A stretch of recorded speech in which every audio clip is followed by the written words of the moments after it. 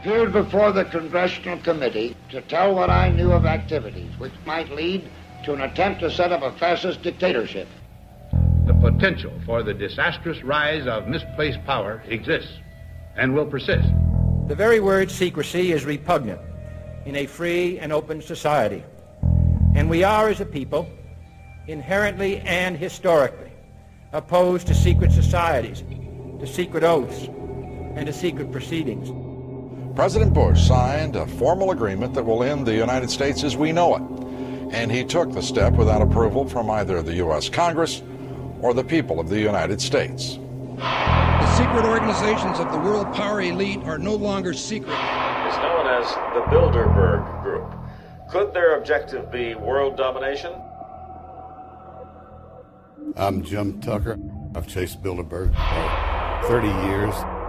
I'll never give up the chase. Bilderberg plan for the whole world is nothing less than world government. I'm not comfortable with that at all. Who elected these guys to run the planet? They are the elitists. They feel they should run the world for their own selfish interests. Now we can see a new world coming into view. A world in which there is the very real prospect of a new world order. Bilderberg is making great progress toward a world government, and only an educated, informed public can stop them in their tracks. David Rockefeller admits in his own memoirs that he wants to destroy the United States. Right. He's a traitor! It's good to be back at the Council on Foreign Relations. As Pete mentioned, I've been a member for a long time and was actually a director for some period of time. I never mentioned that when I was campaigning for re-election back home in Wyoming. Let us never tolerate outrageous conspiracy theories.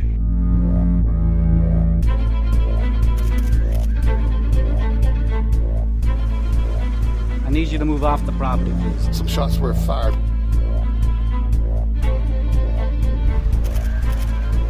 There's Bilderbergers right there. The Trans-Texas Corridor is a vital part because we stop here in Texas. We stop the New World Order right here in Texas. This thing started here. And to save this country, we kill this damn thing here.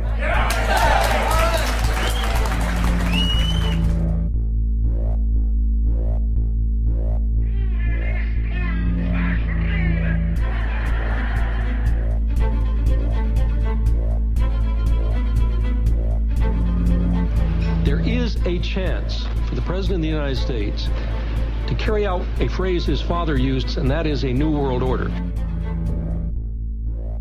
Your new world order will fall. Humanity will defeat you.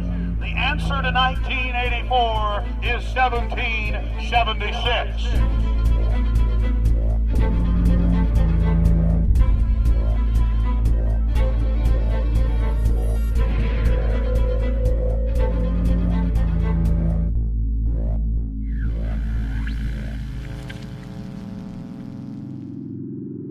In the near future, Earth is dominated by a powerful world government.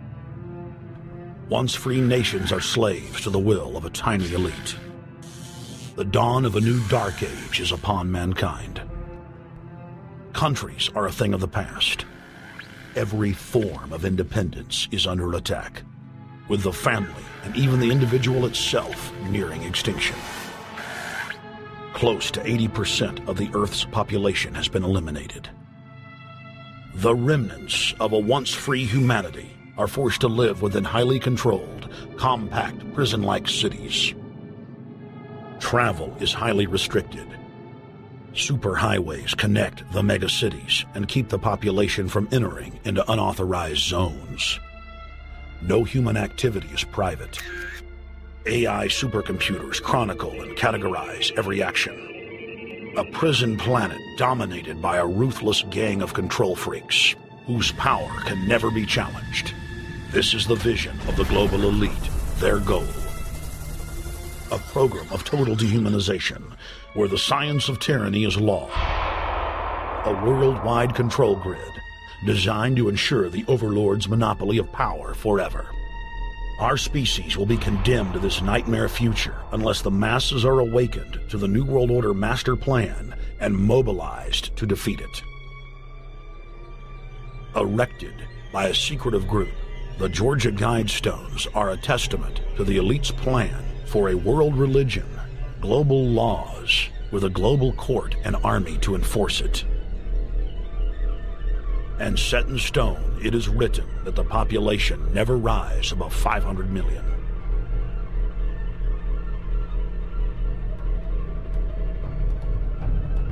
In this film, you will learn how our world is truly governed. You will see how highly secretive roundtable groups interlock to form a global intelligence network. This group has been steering planetary affairs for hundreds of years. Now, in the final stage, they prepare for open world government.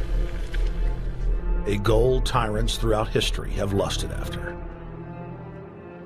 Dr. Michael Kaufman is a published ecologist specializing in ecosystem research, forest ecology, and ecosystem classification.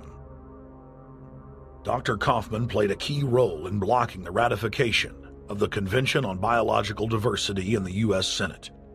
The concept of a New World Order has been around for centuries. It's been receiving tremendous play over the last half of the 20th century.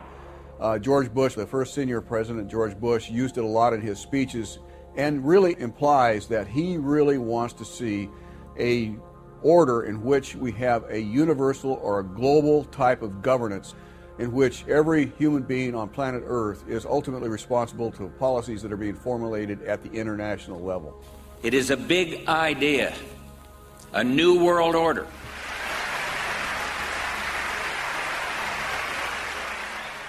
President Bush said that the New World Order was in tune, and that's what they were working for. The UN is part of that government. They're working right now very significantly for a North American Union. That's why there's a lot of people in Washington that don't care too much about our borders. They have a philosophic belief that national sovereignty is not important. It's also the reason I have made very strong suggestion that we need not be in the United Nations for our national security. It's really always the same. You go back throughout all of history, the Roman Empire, the Soviet Union, Hitler during the Nazism was always saying that it's going to create the utopia for the average person, when in fact, history always shows that it does exactly the opposite. Conquest and empire is as old as civilization. Babylon, Egypt, and Greece. They all built empires in an attempt to rule the world. The Roman system at its peak dominated the known world. Complex governmental systems were developed to control diverse populations. During the period between the 15th and 19th century, new empires emerged and again waged war for supremacy. The nobility, as well as the thriving merchant class, were financed by a handful of private banks.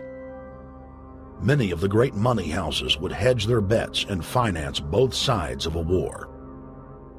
Sophisticated intelligence-gathering networks gave the financiers a clear edge over the governments they were slowly gaining control of.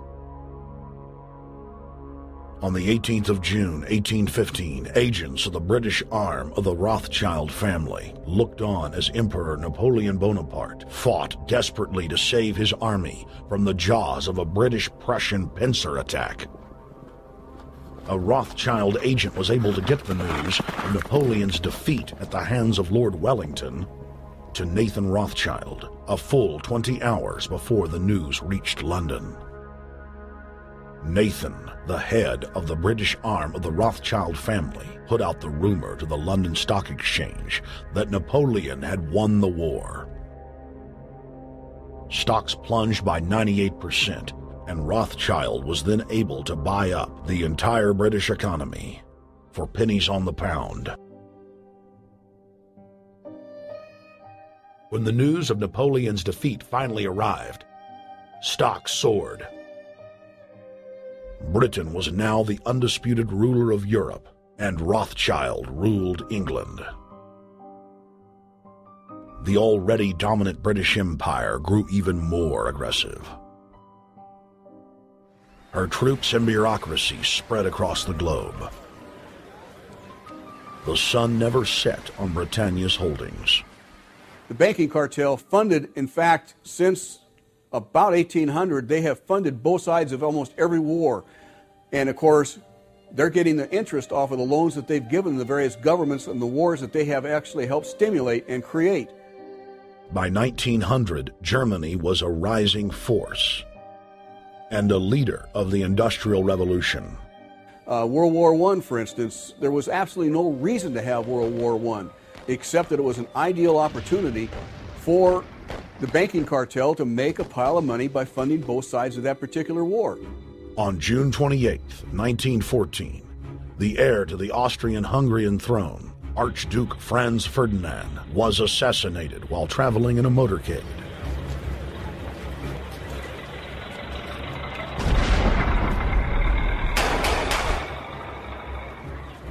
The Black Hand, a Serbian secret society with connections to French and British intelligence, took credit. World War I had begun.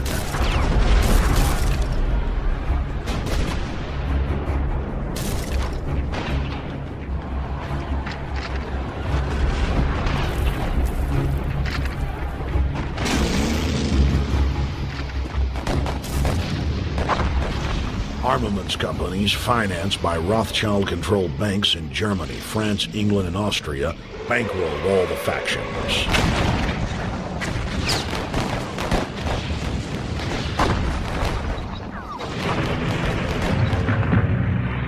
At least 20 million were killed in the war.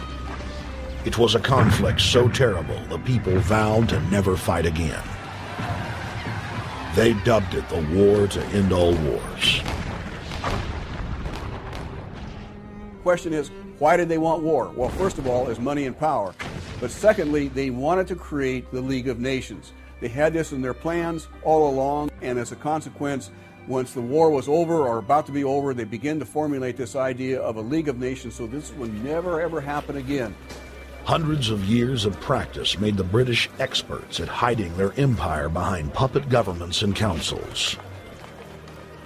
In the name of stopping all future conflicts, they proposed that countries would join a League of Nations. Their true intention was for the League to serve as a framework for world government. President Woodrow Wilson, who had spearheaded the establishment of the private Federal Reserve System in the United States in 1913, strongly supported the establishment of the League of Nations. Woodrow Wilson was a very naive president. He was basically a college professor that was grafted into this whole system. The League convened in Paris in 1919, but many nations recognized it as a threat to their sovereignty and refused to join. Frustrated by the U.S. Congress blocking the League of Nations, British intelligence, with the help of the Rockefeller family, set up the Council on Foreign Relations in New York City in 1921. The Council recruited the best and brightest of American life to support the growth of the Anglo-American Empire. The CFR's stated mission is to abolish all nation-states in favor of an all-powerful world government administered by a tiny elite. By 1930, the promoters of world government had split into two interlocking camps: the Fabian Socialists centered in London, and the Fascists based in Italy and Germany. National Socialism will use its own revolution for establishing a new world order. Adolf Hitler. Supporters of the fascists in the United States and England believed that the military should be used to quickly transform the world into a new world order, while the more sophisticated practitioners of globalism stated that incrementalism was the sure path to world domination. Congressional Medal of Honor winner Major General Smedley Butler went public in 1934, exposing an attempt by the robber barons to launch a military overthrow of the United States. The war hero testified to the McCormick-Dickstein Committee in Congress that some of the most powerful men in America had tried to recruit him to lead a military coup so they could set up National Socialism in the United States.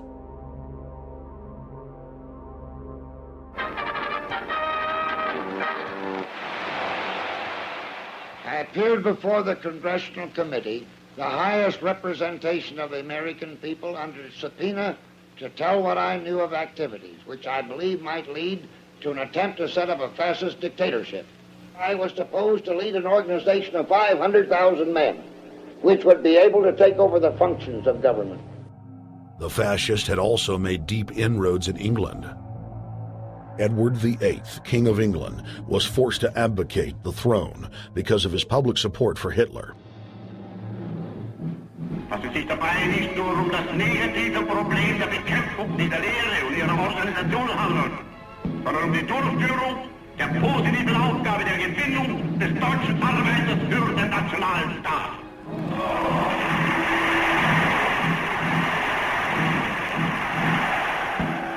Though the German-led fascist camp was strong, the Fabian Socialist Bloc was able to maintain control of the U.S., Russia, and England.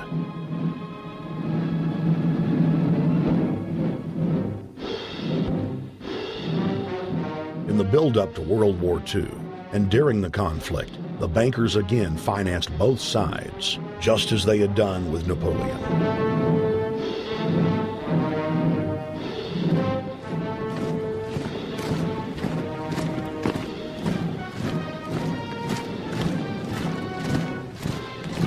With the rise and fall of the Third Reich, Europe lay in ruins.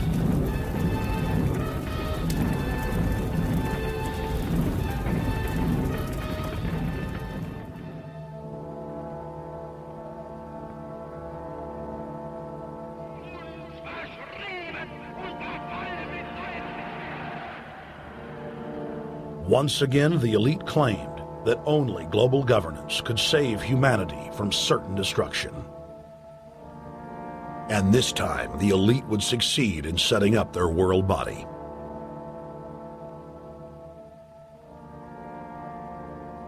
In April of 1945, at the Presidio Naval Base in San Francisco, the United Nations was founded by the victors of World War II. The United Nations complex was then built in New York City on land donated by John D. Rockefeller. Shortly after the elite established the United Nations as their base in the United States, the newly formed World Council quickly began work on the next phase in their plan, the incremental formation of continental superstates. The first step in their trilateral plan was the creation of the European Union. Unifying Europe had been tried many times and was extremely unpopular. Where Napoleon and Hitler had failed to accomplish their goals using force, the globalists would succeed using stealth. The British spearheaded the formation of the Council of Europe on May 5, 1949. The Treaty of London claimed to only establish trade ties between European nations, like NAFTA or GATT in North America. Its true intention was the formation of a European superstate.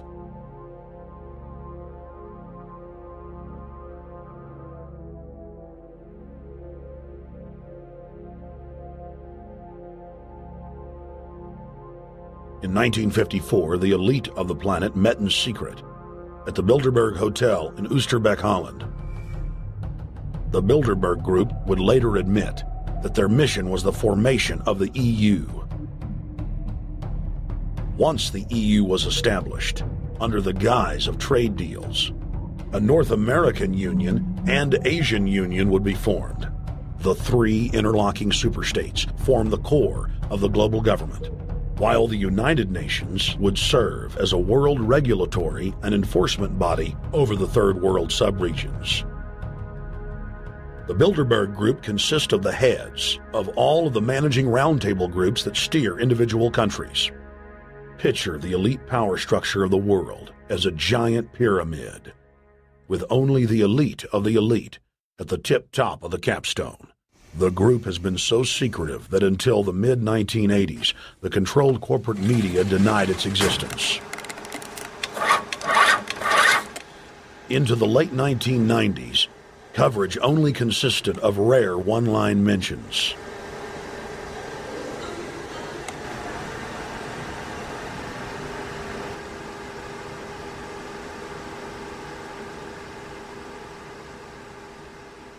With the rise of the alternative media, their stranglehold on information has begun to slip. On the outskirts of the national capital today, black limousines with darkened windows converged on a hotel where private security guards imposed ironclad control. The limos carried royalty, political power brokers, and industrial titans to a secret meeting that will last all weekend. It's known as the Bilderberg Group. Could their objective be world domination? Every 4 years, Bilderberg meets in North America, and in June of 2006, we decided to travel to Ottawa, the capital of Canada. The site of Bilderberg.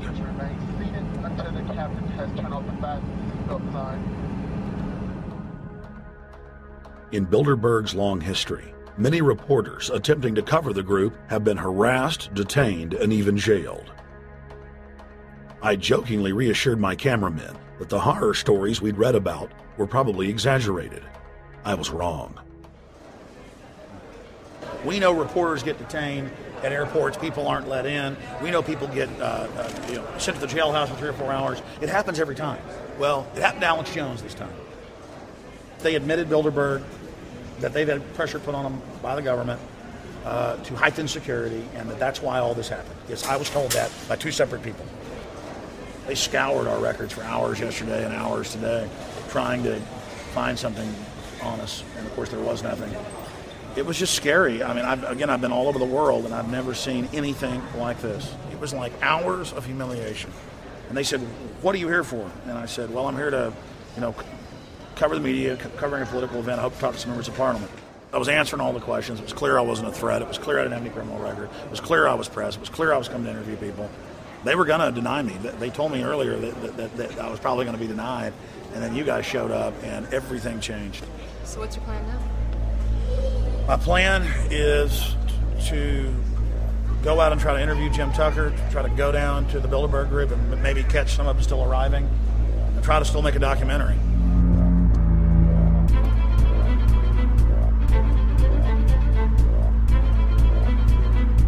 So instead of being here at 8 a.m. in the morning when the Bilderberg Group attendees, the 100 elite of the planet, start showing up, we're going to be getting here about 3:30 or so, and we'll see if we can catch any of the elites coming in.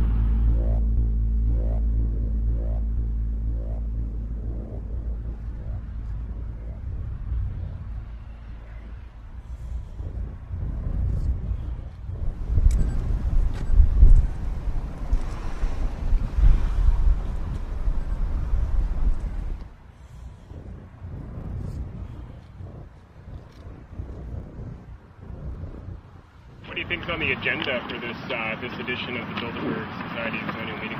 They're debating the attack on Iran. They're talking about how to take out Hugo Chavez. They're talking about how to get their American Union in that destroys Canadian, U.S., and Mexican sovereignty. So we're talking about the death of Canada is what's happening in there right now. The death of your sovereignty is happening in there right now. CNN has even reported that these individuals have put out the policy reports through the Council on Foreign Relations that writes their scholarly white papers to end the United States, to end Canada, and to end Mexico. About 10 have come in. They've been coming in slowly in typically big black cars with what appears to be bulletproof glass, and we've got a few pictures of some of the people. We're being kept well back from the building by an awful lot of security people, but there'll be more security as this thing develops. Again, just a reminder to stay off the property, okay? I am. This is the line. We checked with the city. Yeah. Okay. Boston.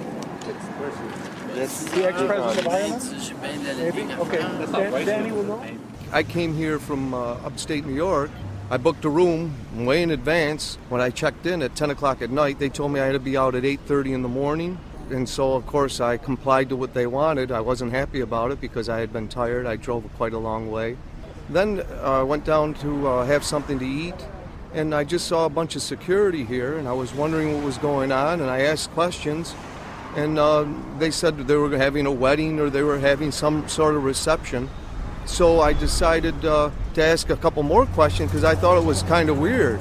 And then I saw them from my hotel window. They were in the back with flashlights looking at the trees, looking up through the trees, and they were also in front of the hotel combing. It looked like combing the hotel. So I kind of was wondering what was going on, and I left. I got up this morning. I checked out. And then the fellow that I spoke with, the last fellow I spoke with, said, well, you'll know all about it in the newspaper.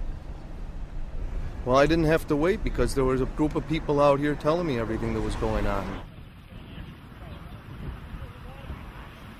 They're not fooling anybody any longer when you've got this many cops, and detaining Alex Jones at the border.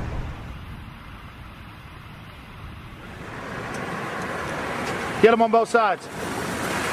Yeah, you crook. Yeah, you're going to go to jail like Ken Lay. Oh, yeah, there's one right there. Hi. Hey, we're not your property. We're not your slaves. We're going to defeat the New World Order. The New World Order is going to be defeated. You realize that? I'm glad you do. Always does throughout history.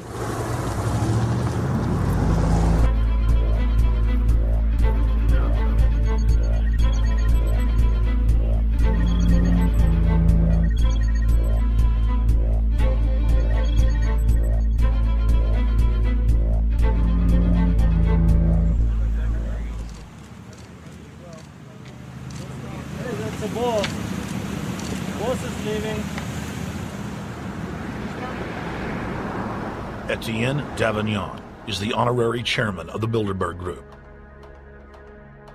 as well as the head of its steering committee. The committee he heads selects and invites each year's attendees. In the last decade, the list of attendees has been leaked to reporters by moles on the inside. Veteran newspaper reporter Jim Tucker has been covering the Bilderberg meetings for over 30 years and has physically attended more than 20. We traveled back to our hotel to see if Jim Tucker received the 2006 list.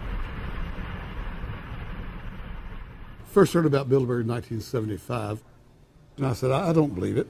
That's not possible. Who in hell's Bilderberg? I spent 20 happy years with metropolitan newspapers. All the wires are clicking at my ear. That could not happen without me knowing about it. And the thing that first impressed me most was columns in 1957 by the late, great Westbrook Pegler, widely syndicated columnist.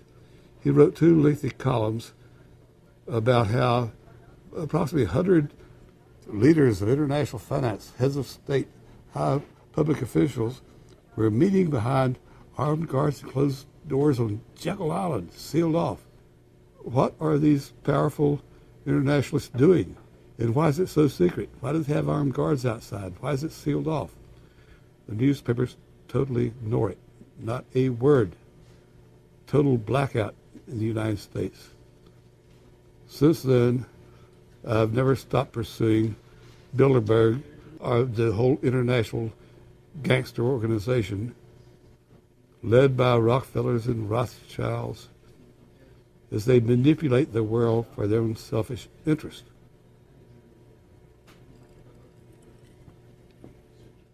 Jim, you've been waiting on the list. You normally get it on the first day. You haven't gotten it. We're told it might come in today. How important is that list? It's absolutely essential, although identifying people outside, as we always do, is important too, to find out who is not on their own list. In recent years, someone from Europe has sent a machine copy with a letterhead and so forth without identifying himself. So far, I haven't heard from him.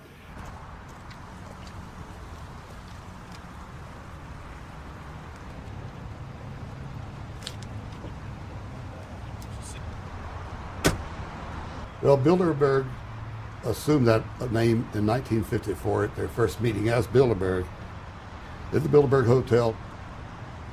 It's a little bit like Shakespeare's As You Like It. They say to Shakespeare, what do you want to call this book? And he says, As You Like It, meaning whatever you want to call it. And they thought it was dictation, so one of his plays is called As You Like It, and the title has nothing to do with the play. So that's how the Bilderberg came by their name. Now, they had been meeting for half a century. The moneyed class had been meeting But they decide they have to meet systematically every year, well planned in advance, in addition to maybe other smaller meetings throughout the year. Sure this is the right turn, Jim? No. Let's see if you can start.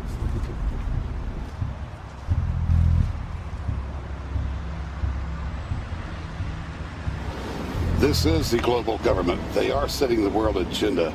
Inside right now, they're deciding on whether or not there will be a war with Iran. They're deciding whether or not taxes will increase, whether oil prices will be suppressed or increased. There's much more on the agenda that we'll be finding out in the fullness of time. But those are 3 items that are heavy on their list this year.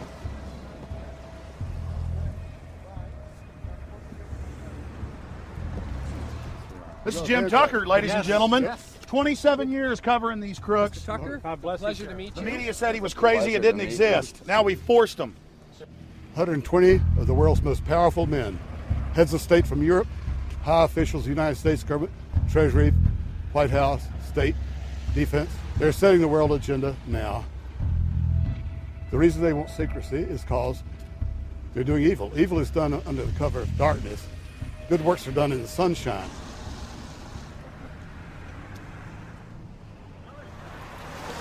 Hi, how you doing? Good. Get off the property, please. Well, Jim has some questions for you. I need you to move off the property, please. Okay. Private property. Sure. It's a public sidewalk. Oh, yeah, we are cooperating. Thank you. Right onto the sidewalk. Yeah, there's no implication that we aren't cooperating. Right onto the sidewalk and stay there, please. Sure, yeah, thank you. Great. Jim has some questions for you. Again, I need you to stay right on the sidewalk. Yeah. Thank you very much. We actually checked with the city. The property line's actually right here. Also, that's good. Property line's actually right here.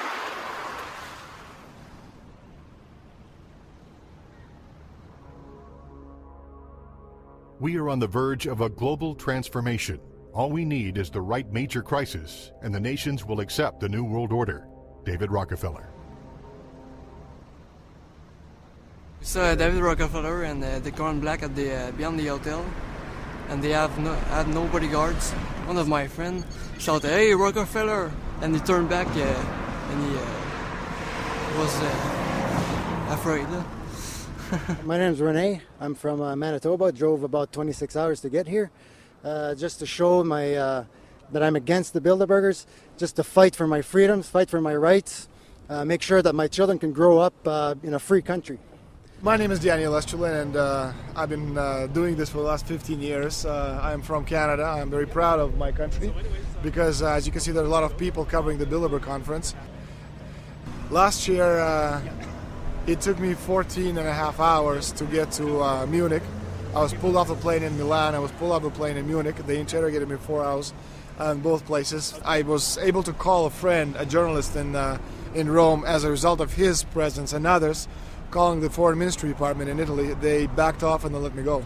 They basically told me that they're keeping an eye on me 24 hours of the day. The little hotel where we were staying at, Jim and I, out of the 20 rooms, 6 were occupied, 3 by the CIA and 3 by the German Secret Service. That's how serious these people are, and that's how afraid they are of actually what we may be able to reveal and what we actually do reveal publicly about the Bilderberger intents. Daniel Estrelin has covered the Bilderberg meetings in Europe and North America for more than 15 years. His book, Club Bilderberg, has been translated into more than 20 languages and is a global bestseller. Estrelin has photographed many past Bilderberg meetings. Rockefeller frontman Henry Kissinger is always a key participant. Here you see the president of the CFR, Richard N. Haas, followed by Vice Chairman of Rothschild Europe, Franco Barnaby, who is speaking with Henry Kravitz. And behind them is Richard Holbrooke, former U.S. Ambassador to the United Nations. The head of Daimler Chrysler, Jürgen Erich Schrimp, arrives by helicopter. Here, the owner of the Washington Post, Donald Graham, escorts Indra Nooyi, the head of PepsiCo. Queen Beatrix of the Netherlands, whose father, Prince Bernhard, founded Bilderberg, is a leading figure in the group. Of course, globalist kingpin David Rockefeller, seen here with his bodyguard, James Ford, always attends. The then newly appointed World Bank chief Paul Wolfowitz is photographed at Bilderberg 2005. It has been reported that Wolfowitz had attended previous meetings while still the Deputy Secretary of Defense, a violation of the Logan Act. Under the Logan Act, it is a felony offense for any member of the federal or state government to meet with members of a foreign government without the express authority and authorization of the President or Congress. Put simply, it is illegal for members of the government to meet secretly behind closed doors with foreign power brokers due to the problems of corruption and espionage that it breeds. For this reason, many prominent politicians attend, but their names do not appear on the official list.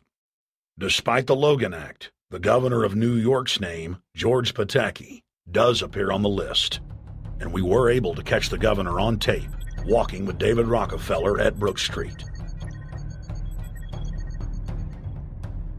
Multiple staff members inside Brook Street reported to us that Hillary Clinton attended for half a day.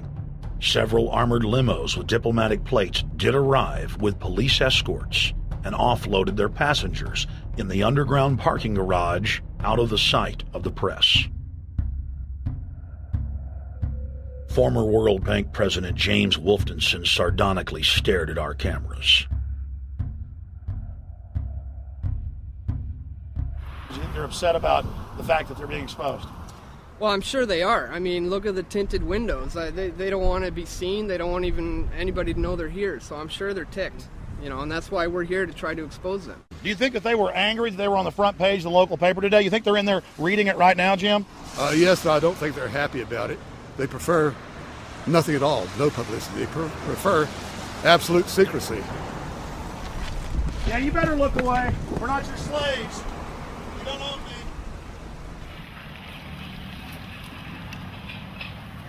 Did you get a list of the attendees and everything, or not? No, I've asked for one under a slight variation of my name, and I don't know if I'll get it or not.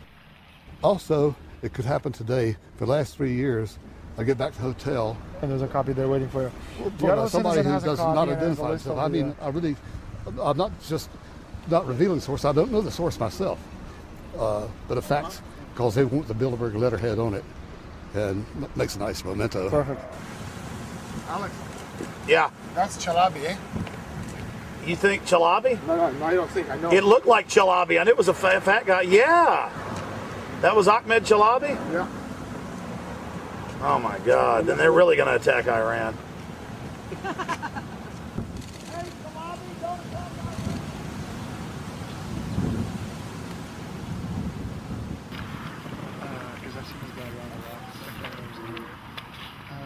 This guy is too, but I president. I have it. It's S. Scanning Adrian Woolridge. Maria Monti. Over the last couple of years, they've been reeling with the amount of leakage that they've been experiencing, so it's getting harder and harder. But again, it will never get too hard for us because of the sources that we have inside are top-notch sources. People who are actually working for them, the Secret Service, the second layer, people in the Bilderbergers, the clerks, the administrative office, they're there. They are our eyes and ears, and every time there's something out, we always get the information. That's Francisco Pinto Balsamao. I think that's the Queen. It's the Queen. Oh my God, you can't kiss her ears. You see her? Yes. Oh my God. Queen of Holland.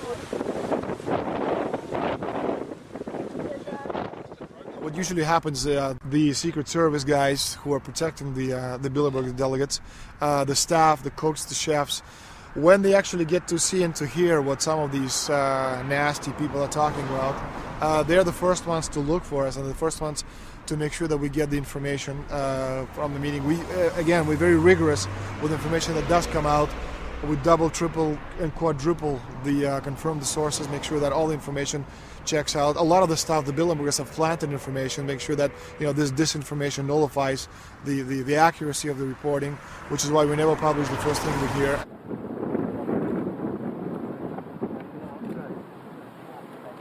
I'm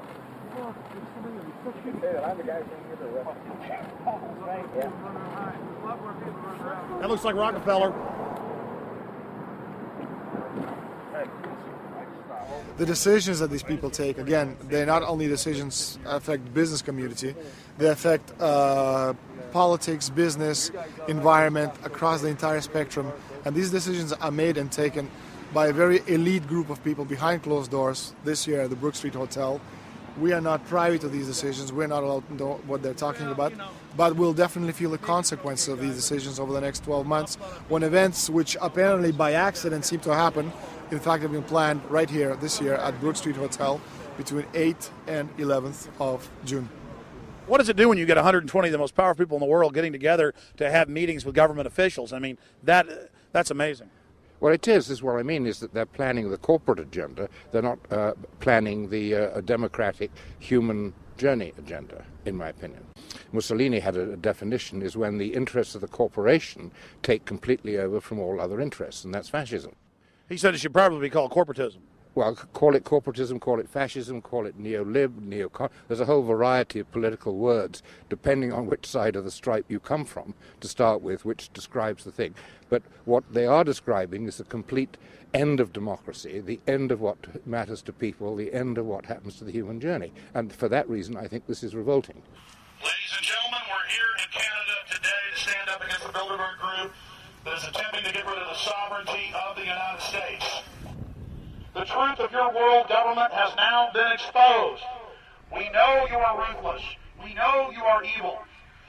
To David Rockefeller, to the Rothschild representatives here, to the Queen of the Netherlands, to all of you, we tell you, you are not our queens. You are not our kings. You are not our gods. We do not belong to you. We are not your slaves. We stand as free humans, have stood since the beginning of time against the strong men, against the thugs, against the bullies. We will defeat your world government. We will defeat world taxation. We will defeat your control grid. God is on our side.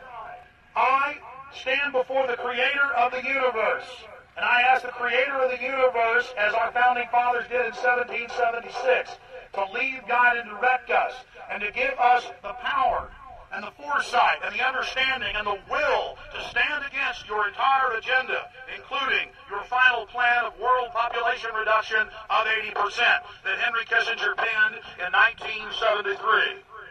Why do you put mercury in the vaccines, sodium fluoride in the water? Why? Why do you put cancer viruses in the vaccines? Why have you used depleted uranium now in 4 separate nations? You're arrogant. You have the sickness that elites have had throughout history in their literal and, in some cases, figurative ivory towers. You believe that you're invincible. You will and you are failing now. Your New World Order will fall. Humanity will defeat you. The answer to 1984 is 1776.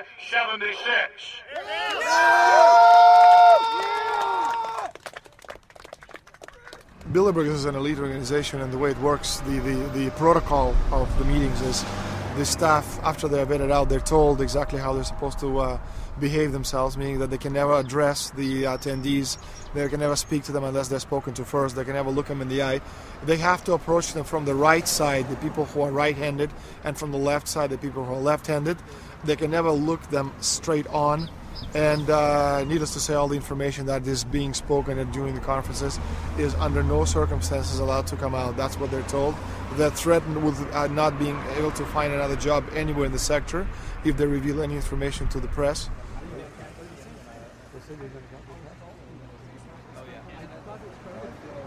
Richard Holbrooke? Ambassador Richard Holbrooke thought the peasantry wouldn't recognize him if he took a stroll off the grounds of Brook Street.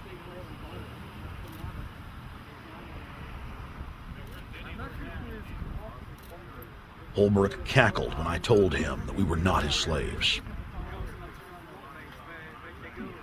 Holbrooke, we're not your slaves, Holbrooke. We're not your slaves.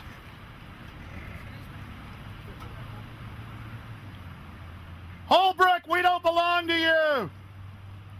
We're not your property. Get back on the sidewalk. We're free humanity! Yeah, there he goes. Howard. They love it.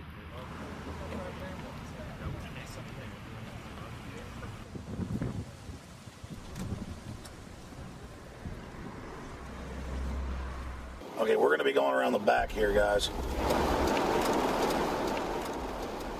Hey, guys, how you doing?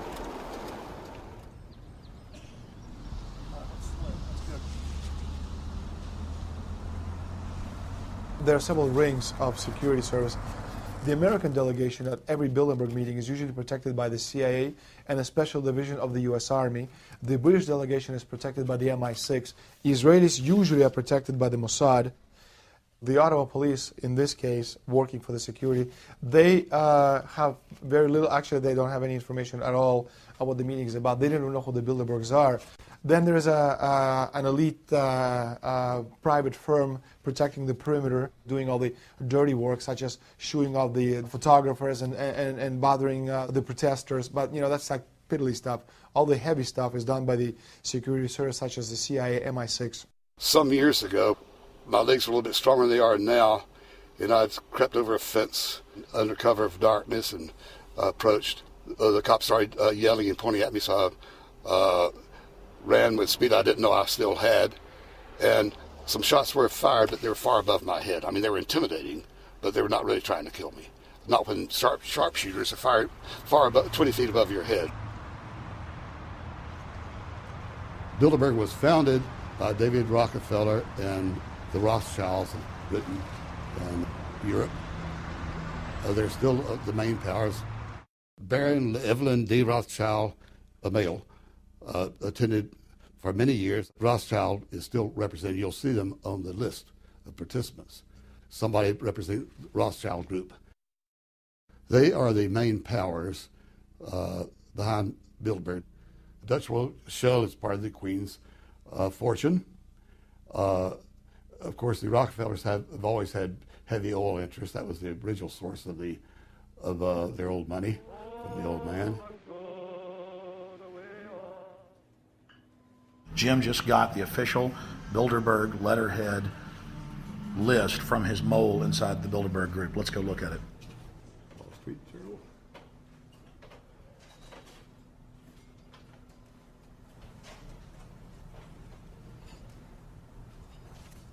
So, Jim, you got the list. Yeah. Did we identify Wolfowitz as being here because he's not on the list? No, we positively identified Wolfenson. Yeah, he's on the list.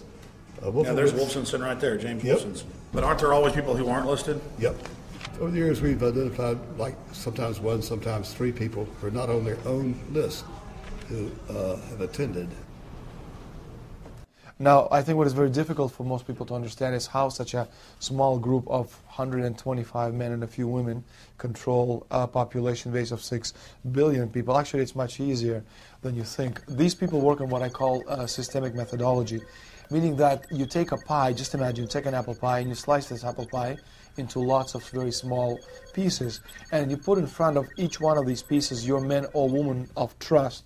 And by controlling this individual, you control an entire organization. For example, if you take Paul Wolfowitz, who runs the World Bank, through him you can control the entire organization. You don't need to control what the dishwasher or the toilet cleaner thinks or does or believes in. You just need to control what he does and what he believes in. And what he does will permeate the entire organization. And that's how you control, with very, very small power base, an entire global population of 6 billion people. Bilderberg is making great progress toward a world government. They have created a superstate in Europe called the European Union. They are intent on creating a Western Hemisphere Union called the American Union. NAFTA is to be expanded into every country in this hemisphere. As NAFTA expands, it will take on the role of the American Union.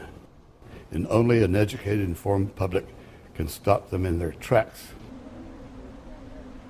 We went into downtown Ottawa and talked to locals to learn if they were aware of the elite meeting in their city.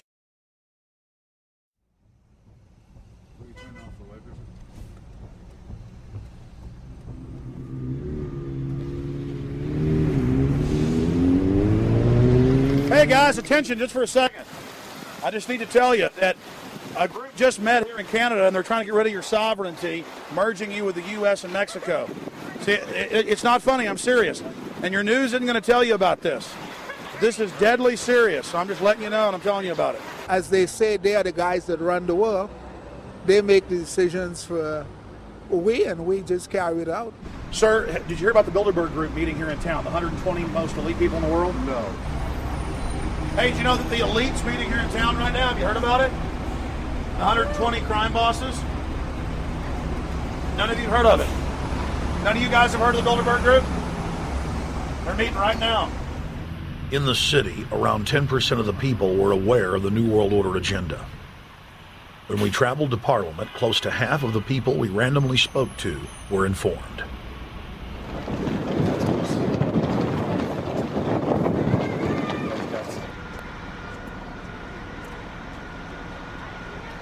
Ma'am, what did you say about the American Union? It's going to end up happening. We don't want it, but it's going to happen. Why do you think? Because the Bilderberg Group runs the world. You have the Trilateral Commission that's also part of the Bilderberg, which is the United States, Europe, and Asia. But most of this is public knowledge. Nobody wants to believe that there are conspiracies, that world leaders are already elected before they're voted on. So here we know that Bernard Lord is part of the Outer Circle. I was surprised to read that Harper addressed the group in 2003 because my understanding was nobody gets into politics without becoming part of the Bilderberg Group. And then you find out afterwards that that is the case, that they have... Well, Bill Clinton went there in 91, George Bush Sr. back in like 85. And Blair, same thing. Who we think that we're electing as leaders have already been pre-picked for us. Whether it's liberal or a conservative, they're already part of the group. They own all the horses in the race. They own the horses, and I understand that, for example, in the United States, it's a one-party system with two factions, though you think it's two different parties. Oh, it is, yeah. So it's like Bill Clinton constantly vacations with the Bushes, and they call him their son, and they actually staged all that in 92, and all that's come out. It's just all staged. They're not going to let trillions of dollars slip through their hands. The good news is people are waking up, though. When you read human history, when you study it, all you see is elites trying to dominate, subterfuge, Machiavellian backstabbing, and somehow in the last 50 years they convinced Westerners that the government's fine, can do no wrong, trust them. How did this happen? It's easy to lead sheep. I mean, people just follow. They don't want to believe these things will happen. No way. We'll just follow along with the norm. That's all. It's just makes it easier for everyone. What's your view on losing Canada's sovereignty? I like this country to stay as it is, and I love the United States to be there. Back in Austin, the capital of Texas, the public was frighteningly unaware of the nation's peril.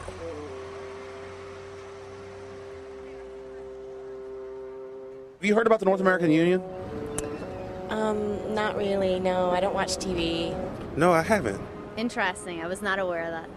I don't know exactly what you mean, so... I don't think there's going to be a merger of the three nations. No, I have not. No. No, I didn't know this was happening, so...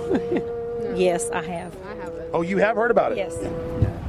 After that big rally the other day, don't know about it? Don't know about anything. No, I have not. Have you heard of the European Union? I have, yes. Are you aware of the European Union? Oh, yeah, of course. Have you heard about the European Union? Heard about them. Do you know about the European Union? No. Europe, 15-member group expanding. A what? 15 nations of Europe merging in 2000. Whatever. For over 50 years, the Bilderberg Group constructed the European Union by stealth under the guise of trade deals. Now the elite are using the same secretive program to complete the North American Union. But this time, superstate integration is on the extreme fast track. International agreements like NAFTA, GATT, and APEC were just stepping stones in the formation of the NAU. The North American Union was officially born at Baylor University in Waco, Texas, on March 23, 2005. The leaders of the United States, Mexico, and Canada told the press that they were only meeting to discuss trade.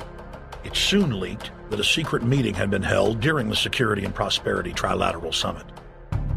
The three governments had refused to release the secret agreement to the people. In September of 2006, their treasonous operation was blown wide open. From September 12th to September 14th, in Banff, Canada, hundreds of elected and appointed government leaders from Canada, Mexico, and the United States met in secret. On the last day of the conference, someone inside the secret North American Union Forum leaked the agenda. The front pages of newspapers across Canada carried the story.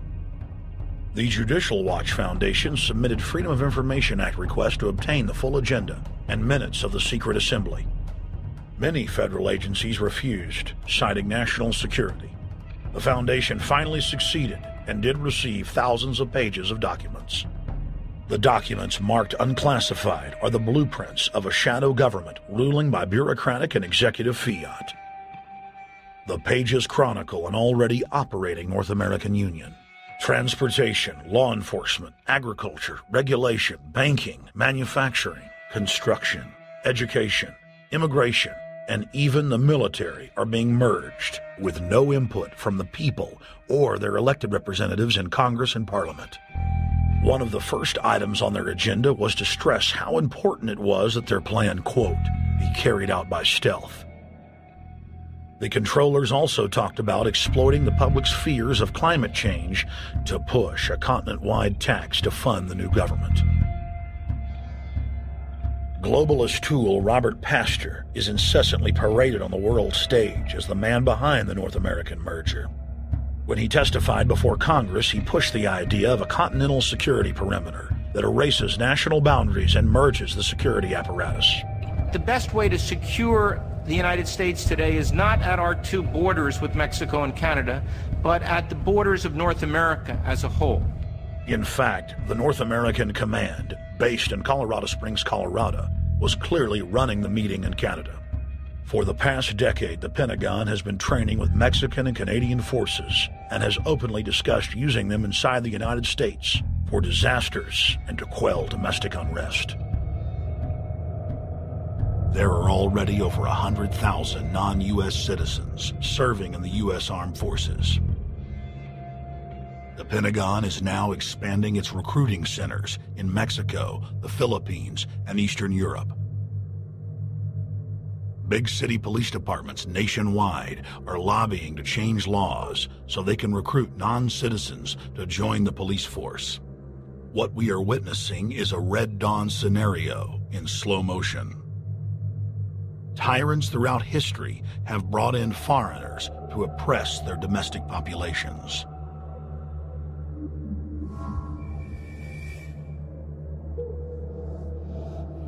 When their coup by stealth was exposed, the three governments went into damage control mode. The Security and Prosperity Partnership quickly staged a show summit that was held in Ottawa, Canada in February of 2007. It is the only way that we can achieve security and prosperity for our people is through this cooperation. We actually occupy one physical space, the North America. We've also had a chance as foreign ministers to talk about how we cooperate in the region and indeed in the world. Protesters who were upset about losing their countries and freedoms were not tolerated. A couple of weeks ago, an Al-Qaeda supposed. Whatsoever, the Security and Prosperity Partnership has been signed without any sort of parliamentary debate. Globalist publications have been open with their frustration that the population has not bought their latest PR stunt. As integration inside the European and American unions accelerates, the superstates themselves are being merged. On April 30th, 2007, a summit was held at the White House. The Security and Prosperity Partnership's secretive approach had alarmed the public. So this time, President Bush, German Chancellor Merkel, and EU Commission President Barroso hid their treachery in plain sight. I thank the Chancellor and Josie very much for the transatlantic economic integration plan. And for that too, we need to develop a common market, common standards. So this is indeed a very important agreement, an agreement that also brings with it a Transatlantic Economic Council to be a permanent body with senior people on both sides of the Atlantic that will look at all those issues in a concrete manner, in which way we can make it move forward. The BBC reported that the US and EU had agreed on a single market. By announcing a new economic community integration, they were simply repeating what had been done in America and the EU on a larger scale. The accord states that the two blocs will aggressively push regulatory convergence in more than 35 areas, from financial services, intellectual property, military, education, mergers and acquisitions. They also agreed to jointly push a global carbon tax. We recognize that we have a problem with greenhouse gases. We agree there is a global threat, it's a serious threat. We agree there is the need to establish a limit to greenhouse gases. We need to discuss the possible pricing of CO2. How can we translate this into a market economic compatible scheme? We have agreed to establish a high-level group, a forum. This EU-US result is translated into the G8, debated together with the outreach countries, China, South Africa, Brazil, among others, and India. A global solution to a global problem. If Bilderberg succeeds, America falls. All the victimized countries lose their sovereignty. Bilderberg is not a person, it's not an idea, it's an ideal, a very powerful group of people working together and from the positions of ultimate and absolute power, destroying every constitution on earth, no matter how powerful the constitution of the nation is. That's what these people do. The African Union arose out of the African Economic Community, set up in the early 1980s. The African Union is financed by a consortium of international bodies, governments, and corporations. The African Union Army serves as an enforcement arm for the New World Order's exploitation of Africa. In Asia, APEC and ASEAN have announced plans to form the Asian Union, consisting of Asian and Pacific nations, having more than 3 billion people within its borders. APEC will become the Asian Pacific Union, and the world is to be divided into 3 great regions for the administrative convenience of the world government in which the UN is to evolve. As the unions form individually, they are simultaneously merged to form the first planetary government. They're trying to destroy every nation on earth which is trying to promote progress, because these people basically they are landowners. They don't need progress because they control the land. If you take the most powerful man in London, the people who belong to the Council and the Committee of 300, who belong to the Bilderbergers, the British royalty, the Guelphs, the black nobility of Venice and Genoa, these people, they're landowners. The New World Order is the Old World Order. I mean, it's just the names have changed, the appearances have changed, but the concept hasn't changed. The idea is still to bring the men back, kicking and screaming back to the Middle Ages, post-industrial age world order. One of the things that is very shocking to most Americans is the fact that the United Nations Global Biodiversity Assessment, which came out in 1995, clearly shows that in order to protect planet Earth, we have to go back to a feudal system. They actually said that in the document. To craft a modern feudal society, the globalists are implementing a standardized North American Union ID card to track, trace, and control their serfs as they travel throughout the 3 regions of the NAU.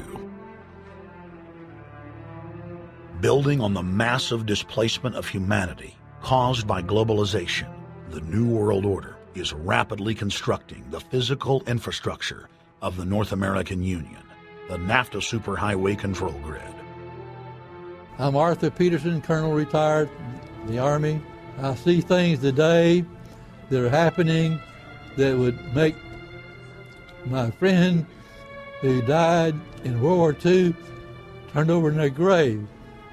To think that people would even consider confiscating land of farmers and ranchers and taking their homes away from them to turn it over to a foreign company in Spain, which was controlled by Don Carlos, I understand, a notorious socialist, and they get the tolls on Texas land for 50 years. The proposed Trans-Texas corridor would be a patchwork of superhighways and railroads stretching 4,000 miles from the border of Mexico, cutting through Texas to Oklahoma. A lease has been signed that would make Texas Highway 121 a toll road. A private Spanish company won the bid to build and collect the tolls for the next 50 years. These deals with private companies are being negotiated largely in secret, and many state lawmakers are worried taxpayers are being sold down the road. Critics say it's a threat to our national security. It's part of a plan for a North American integration being carried out by government and corporate elites without congressional or voter approval.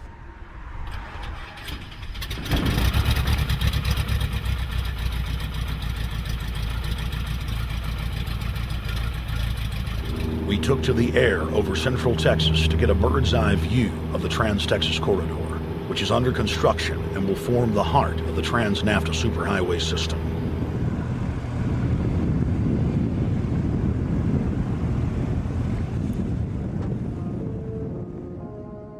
History repeats itself. 2,000 years ago, all roads led to Rome. Rome constructed and maintained more than 10,000 miles of roads throughout its empire. The roads were used to project Roman military power, to control commerce, and to bind the nations and peoples they ruled. Rome also demanded tribute. Roman subjects from Albion to Judea were forced to pay a tax to use the roads. The Romans would then use the tax to dominate their subjects.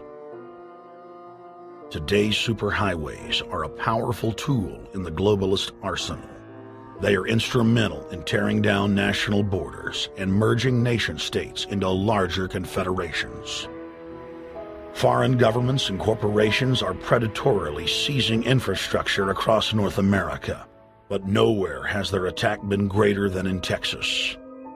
Texas is the front line. Over 8,000 miles of existing roads and land are being handed over to government-backed foreign companies. Foreign companies buy the legislators, who then turn over complete control to the same foreigners who finance their campaigns. Government power is then illegally transferred to unelected quasi-governmental regional boards that circumvent local governments and the will of the people. The next stage of this world government plan is to have a transportation control, and that is called the NAFTA superhighway, or in Texas called the Trans-Texas Corridor. It confiscates 584,000 acres of land to be transferred into control of a Spanish company which will collect tolls in Texas for the next 50 years, and there's no limit in the amount of tolls that can be collected. More than 80 federal and state highways have been designated as international arteries. The I-35 NAFTA corridor starts deep inside Mexico and travels through the middle of the United States and ends in central Canada. Container ships from Asia dump their cargo on the Pacific side of Mexico. It then travels duty-free by rail to the new Kansas City inland port, now considered sovereign soil of Mexico, in the heart of the United States. Under international agreements, predominantly foreign companies are placing tolls on already existing paid-for roads. Federal, state, and corporate documents show that they will then use the revenue raised to build up the transportation infrastructure of Mexico, not the United States or Canada, so foreign-made products can pour in even faster from Mexico. Revenues raised will also be used to fund the fledgling North American Union and its growing bureaucracy. Bottom line, they're using our own money to enslave us.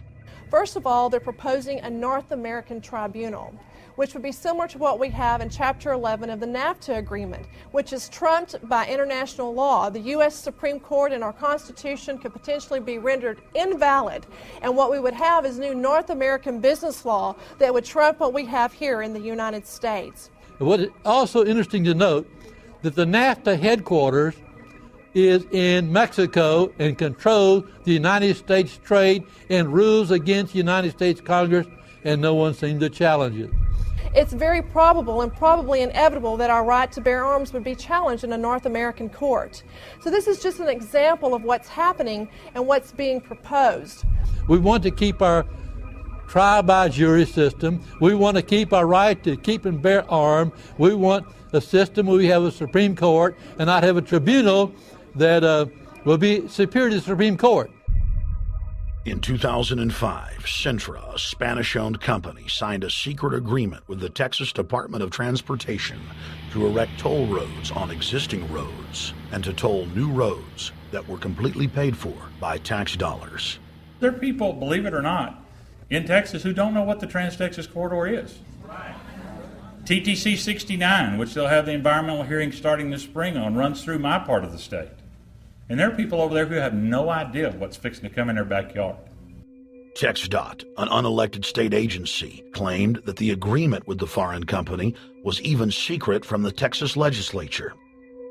When the truth came out, newspapers across the state called for heads to roll politically. Cintra's response was to have its Australian subsidiary make its first U.S. newspaper buy. Every newspaper they bought was along branches of the Trans-Texas Corridor and had been critical of the toll road plan. The cost of 40 or 50 newspapers is nothing compared to the profits that'll be made. Just Phase 1 alone of the state toll road plan is estimated to raise more than $200 billion in just the first 15 years. And Texas is only a small part of the global panorama. A combine of transnational companies is aggressively consolidating public finance infrastructure worldwide, and the same interests are erecting a world government according to their rules. A literal wonderland of corporate corruption, where governments simply act as vacuum cleaners, sucking up the wealth and resources of the middle class and transferring it to offshore bank accounts, leaving behind a cultural and economic wasteland of easily managed slaves.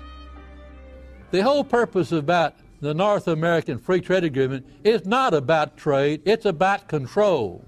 Control of people. CAFTA is even worse. Control of people. It's not about trade, it's subsidized trade with taxpayers' funds.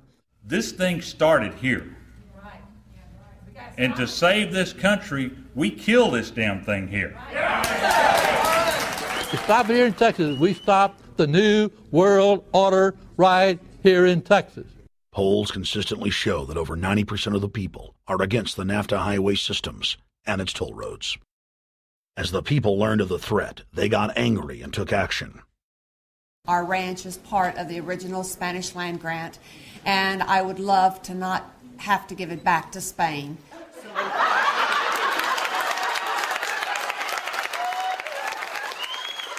Opponents of a proposed superhighway today held a major protest.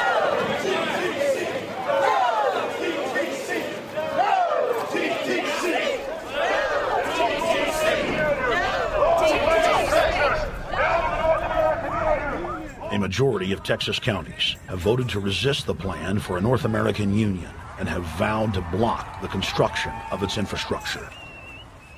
Heck, we already know in a law that was passed by a subservient United States Congress, where practically nobody in the entire Congress stood up and said no, they've already passed a law saying all their driver's licenses are going to be chipped. Well, I'm telling you right now, I'm not going to carry in a driver's license that's got a chip in it so Big Brother can look everywhere I go and see everything I do. No, no, hell no. No, all of it. No, no. We, the people, own this plot of ground. We, the people, own those trees there. We, the people, own our beautiful Texas, and we are not going to let a bunch of crooks and robber barons take our beautiful Texas away from us. Hell no! Hell no! No, no, no!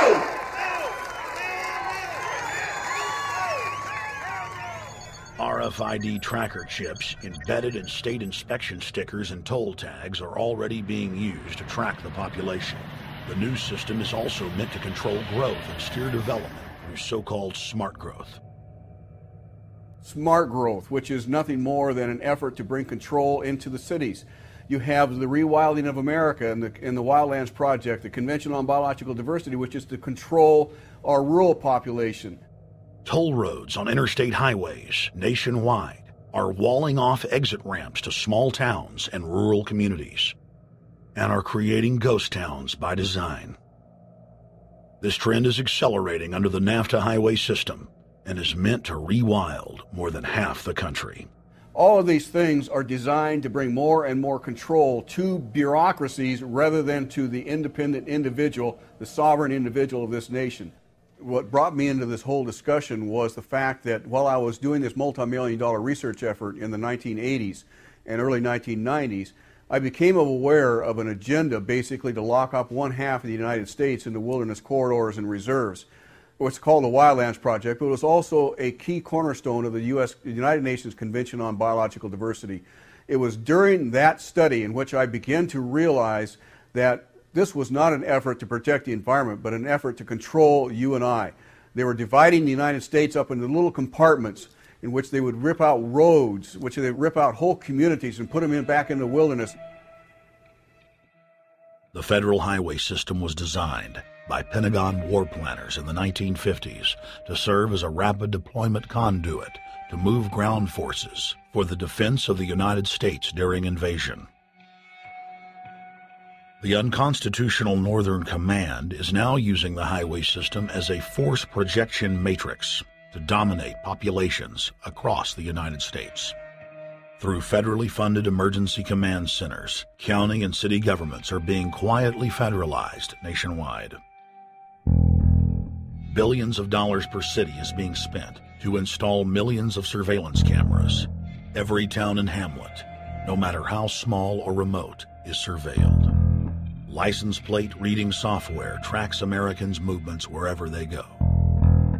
New systems are being deployed that scan your face, read your lips, and analyze your walk. Under the treasonous Military Commissions Act, American citizens can be secretly arrested, stripped of citizenship, flown to offshore torture camps, and secretly executed. Under Section 802 of the Patriot Act, all misdemeanors are considered terrorism. Federal police squads, called Viper Teams, randomly force Americans to line up and show their papers. From the sidewalks of Miami to the subways of New York to the streets of Houston, Texas, citizens are being searched by heavily armed gangs of paramilitary police.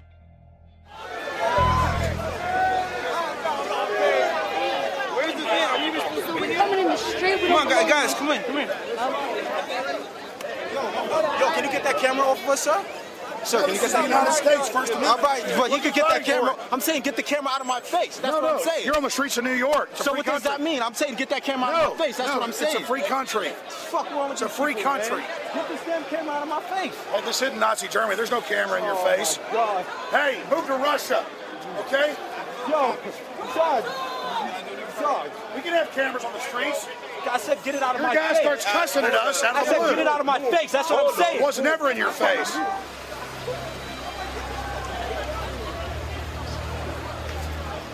Yo.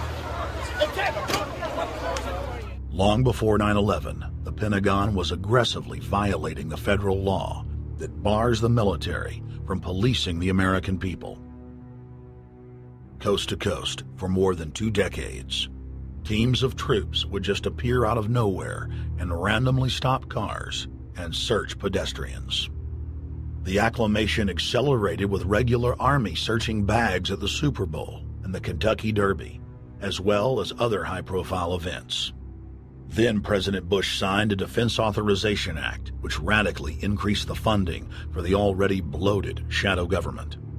In the act, the executive branch formally announced that it was preparing for domestic insurrection and went on to preemptively strip the state governors and legislatures of their powers.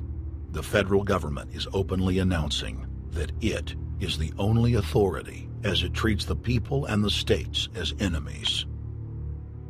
Then on May 9th, 2007, President Bush unlawfully granted himself new powers, and the presidency officially became fiat dictatorship. In the past, continuity of government has been shared by the legislative, judicial, and executive branches of government.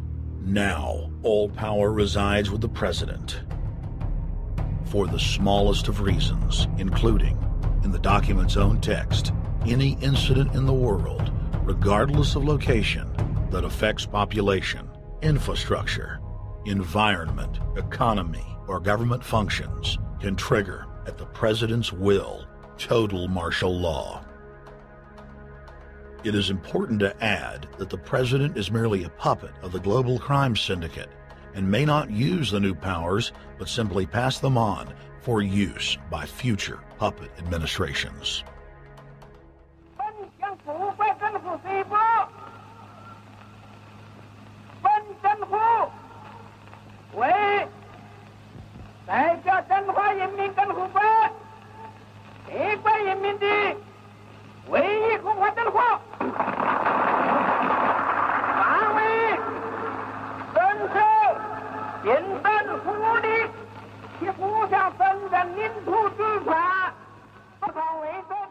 Приобретена эта победа.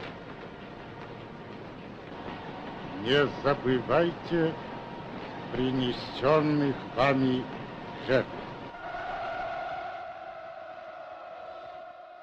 You must teach people to love their leader. This is the only most important.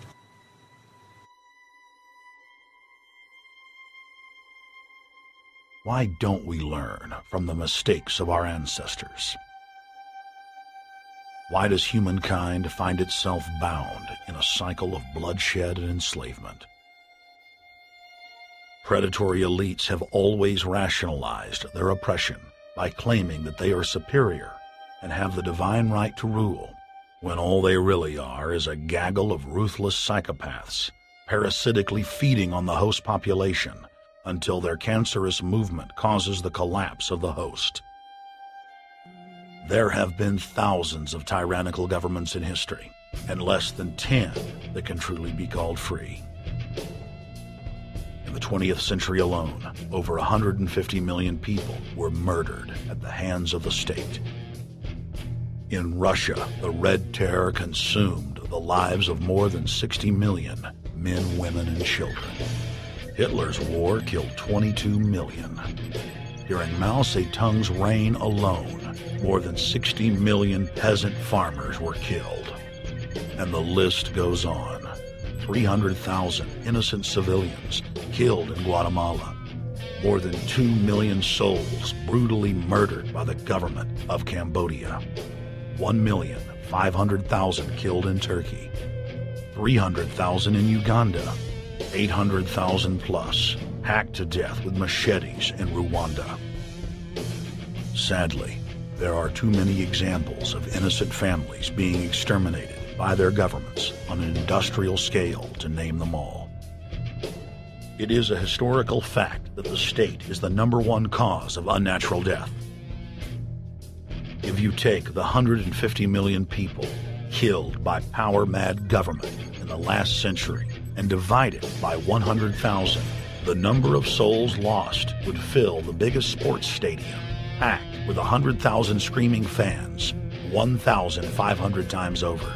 That's 1,500 sports stadiums, crammed with 100,000 people each, all exterminated. For those who think it can't happen here or won't happen to them, you have been warned. The carnage witnessed in the last 100 years was only the preparatory phase of the New World Order's master plan. 稍有常识的人都会看出，如果我们的铁骑继续前进，这个螳臂挡车的歹徒难道能够阻挡得了吗？ Hitler and Stalin's crimes are now part of history. But the communist Chinese system of evil is not content with racking up the highest death toll in history. The mass murder and enslavement is still going on today and enjoys the full support and sanction of the New World Order. 摄像机拍下的这个画面，同西方某些国家的宣传恰恰相反，正好说明了我们的军队 Communist China serves as a globalist laboratory, a proving ground where 1.4 billion people live out their lives as guinea pigs who serve as test subjects for the formulation of the brave new world. U.S. and British forces worked closely with Mao Zedong during World War II, and at the end of the war, they secretly backed Mao in driving out Chiang Kai-shek and the Nationalists. The OSS, and then the CIA, believed that Mao would have a stabilizing effect. Bill Clinton's mentor and Georgetown University political science professor Carroll Quigley explained in his book, Tragedy and Hope, how the Anglo-American Roundtable groups backed every brand of authoritarianism, from communism to fascism, to ensure that a centralized government dominates the population and the economy as planned. The elite are monopoly men. They seek to create monopolies and dominate populations through the barrel of a gun. In their writings, the leadership of the New World Order has continuously heaped praise on the corrupt Communist Chinese model.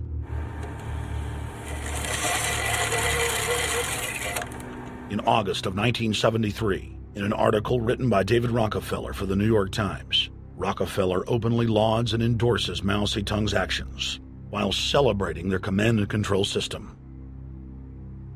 Whatever the price of the Chinese Revolution, it has obviously succeeded not only in producing more efficient and dedicated administration, but also in fostering high morale and community of purpose.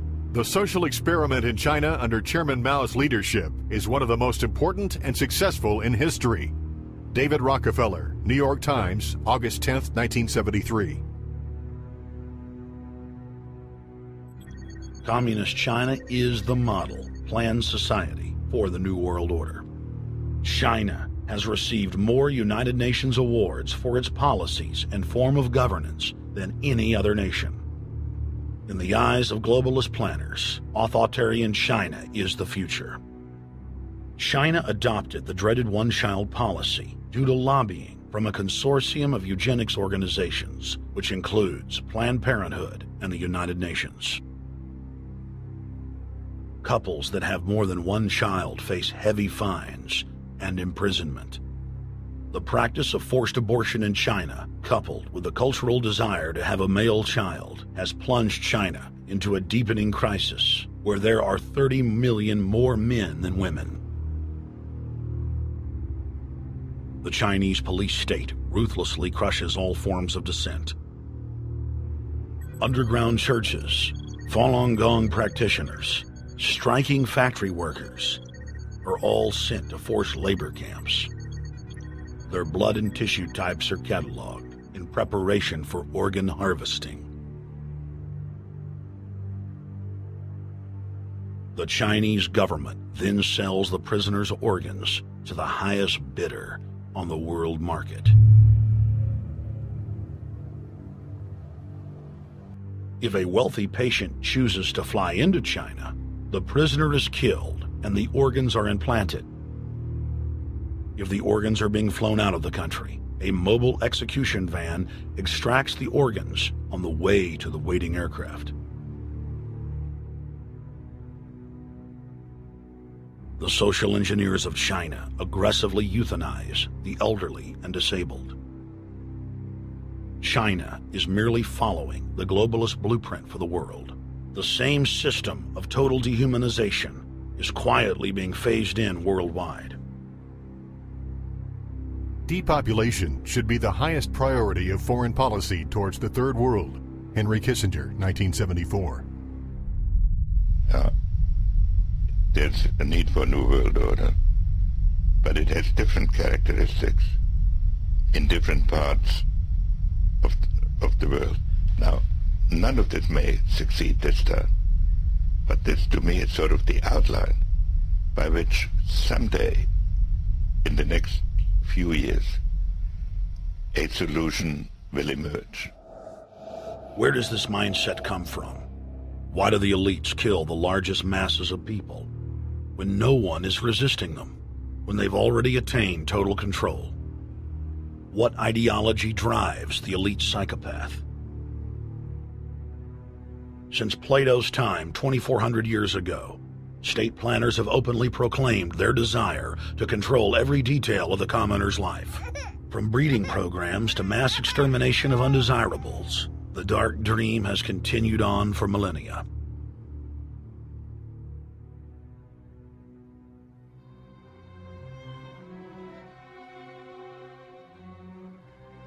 The scientific rationale for tyranny has always been attractive to elites because it creates a convenient excuse for treating their fellow man as lower than animals. Robert Thomas Malthus, famous for saying that a mass food collapse would be helpful because it would wipe out the poor. His fictional scenario would later be called a Malthusian catastrophe. Malthus is important because his ideas led to the rise of a new scientific field that would dominate the course of human history for the next 200+ years. Charles Darwin, an admirer of the Malthusian catastrophe model, developed the theory of evolution, its chief tenet being the survival of the fittest. With the help of T.H. Huxley, known as Darwin's bulldog for his strong support of Darwin's theories were pushed into wide acceptance among key scientific circles throughout England and then the world.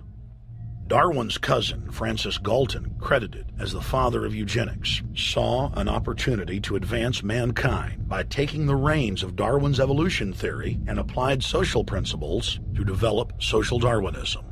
The families Darwin, Galton, Huxley, and Wedgwood were so obsessed with their new social design theory that they pledged their families would only breed with each other. They falsely predicted that within only a few generations, they would produce supermen. The emerging pseudoscience was only codifying the practice of inbreeding, already popular within elites for millennia. The four families experiment was a disaster.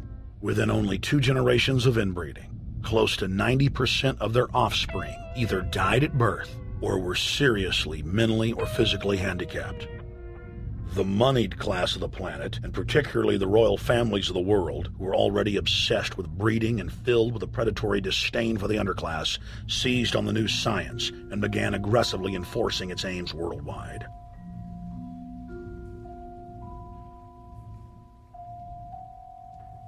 Biometrics appears to be a new science, but it was actually developed by Galton back in the 1870s as a way to track racial traits and genetic histories, and as a way to decide who would be licensed to breed.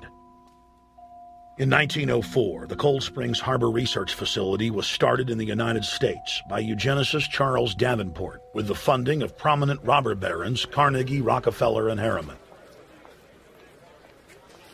In 1907, the first sterilization laws were passed in the United States. Citizens with mild deformities or low test scores on their report cards were arrested and forcibly sterilized. You're 17, aren't you, Alice? Yes, but what have you done with my folks? Well, we're trying to help them, Alice, and you too. They were taken to the hospital this afternoon. Hospital? Wasn't none of them sick this morning? We thought it necessary to present your family's case to the State Medical Commission. After an examination, they decided there was but one important action to take: to have your entire family sterilized. Why, what's that? I don't know what you're talking about. Now, in this state, we have a law which provides for such people to have an operation so there won't be any more children. I see. Now, we've placed your brothers in institutions where they'll be properly cared for. You can go back to your job soon. I'll arrange to have it held open for you. But I'm keeping my job. I'm not going anywhere. Now, you're going to the hospital too, Alice. And you mean they're going to stop me from having children ever? Exactly. I'm all right, I tell you. I won't go to any hospital. We don't want any trouble with you, young woman. If you refuse to go, the officer here will take you by force. In 1910, the U.S. Eugenics Record Office was set up. By then, the British had created the first network of social workers, expressly to serve as spies and enforcers of the eugenics race cult that was rapidly taking control of Western society. The social workers would decide who would have their children taken away, who would be sterilized, and in some cases, who would be quietly murdered.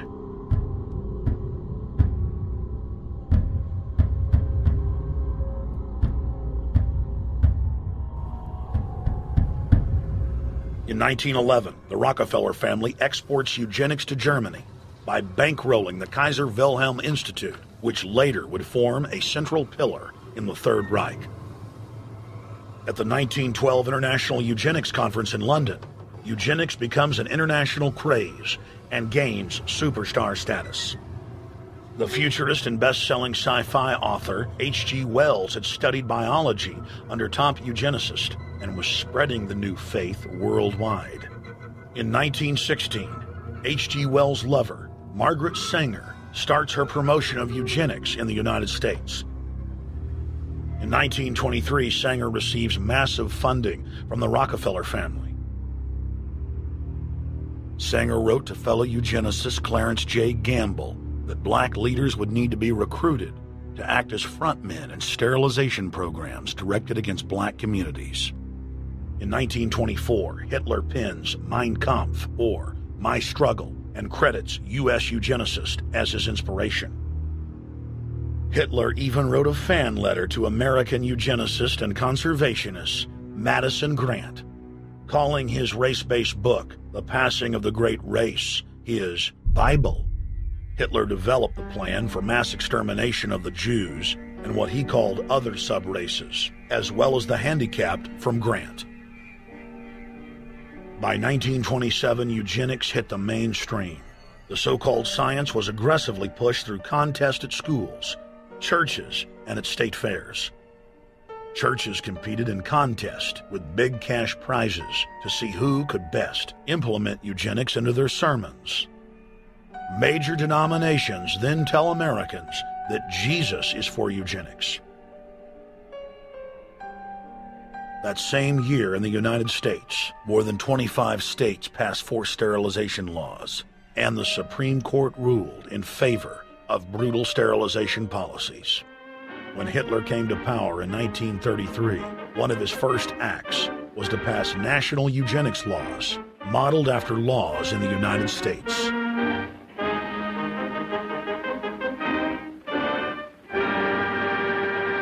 The 1934 film Tomorrow's Children brought the eugenics agenda to the silver screen in the United States.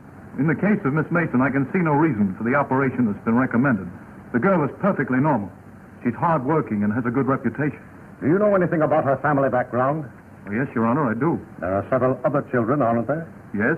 What is their condition? One is a cripple. Two others might be classed as feeble-minded. Isn't the oldest son in jail? Oh, yes, I believe so. And knowing all that, you still contend that this girl should be allowed to bring more people like that into the world?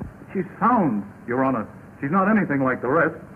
Surely she should be given a chance to work out her own salvation. I can't agree with you, Doctor. Suppose she is normal. The chances are that her children will inherit the family taint. Isn't that possible? But, Your Honor, I'm sorry, Doctor. 3 generations of unfit are enough. Petition not allowed. By 1936, Germany had become the world leader in eugenics for taking effective actions to sterilize and euthanize hundreds of thousands of victims.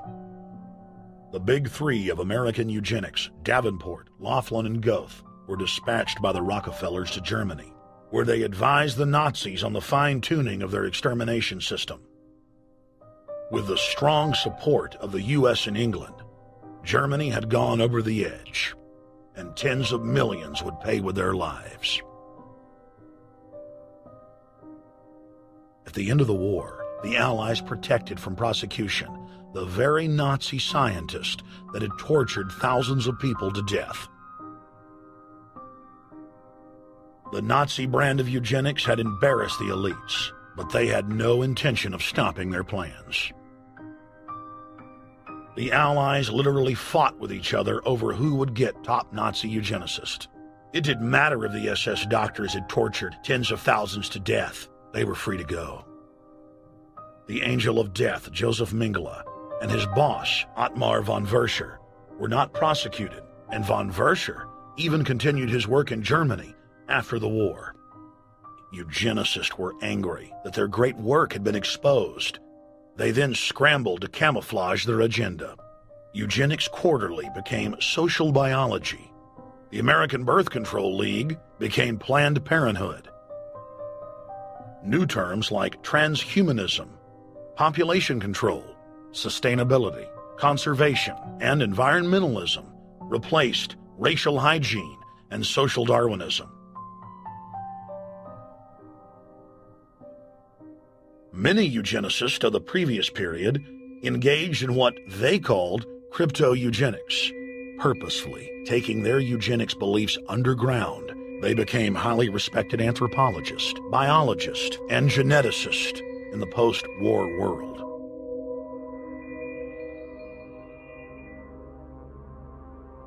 The Allies then smuggled thousands of Nazi scientists out of Germany and placed them in key scientific positions, ranging from bioweapons to rocketry throughout the military-industrial complex. The founder of IBM was a devout follower of Hitler. Thomas J. Watson had supplied his punch card computers and IBM technicians to the Nazis for use in the death camps. Tattoos on camp victims were IBM human identification numbers, which fed into the computers. IBM had used similar punch card systems as early as 1928 in a Jamaican race mixing study. The first real computers were literally invented by a eugenicist for eugenics. UN chieftain and unrepentant eugenicist Julian Huxley argued that since the leaders of eugenics had founded the environmental and conservation movements, that they should be used as vehicles in the formation of a world government. Just as H.G. Wells had envisioned, this government would be controlled by a scientific dictatorship and would be guided by the principles of eugenics. Huxley created the World Wildlife Fund with Bilderberg founder and former SS officer Prince Bernhard of the Netherlands and Prince Philip of England. In the event that I am reincarnated, I would like to return as a deadly virus in order to contribute something to solve overpopulation. Prince Philip, reported by Deutsche Presse-Agentur, DPA, August 1988. Aldous Huxley, author of Brave New World and brother of Julian Huxley, gave a speech at Berkeley in 1962, shortly before his death. He admitted that his best-selling book, Brave New World, written in 1932, was based not on fiction, but on what the elite were actually planning to implement. And here I would like briefly to compare the parable of Brave New World with another parable which was put forth more recently in George Orwell's book 1984.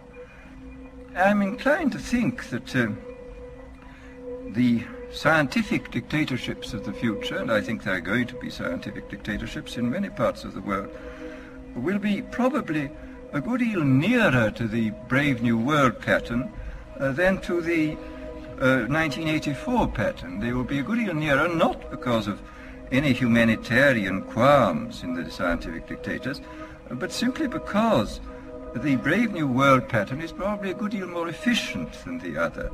But if you can get people to consent to the state of affairs in which they are living, the state of servitude, the state of being, well, it seems to me that the nature of the ultimate revolution with which we are now faced is precisely this, that we are in process of developing a whole series of techniques which will enable the controlling oligarchy, who have always existed and presumably always will exist, to get people actually to love their servitude. People can be made to enjoy a state of affairs which, by any decent standard, they ought not to enjoy. And these methods, I think, are a real refinement on the older methods of terror, because they combine methods of terror with methods of acceptance. But then there are various other methods which one can think of. There is, for example, the pharmacological method. This was one of the things I talked about in Brave New World. And the result would be that I mean, you can imagine a euphoric which would make people thoroughly happy even in the most abominable circumstances. I mean, these things are possible.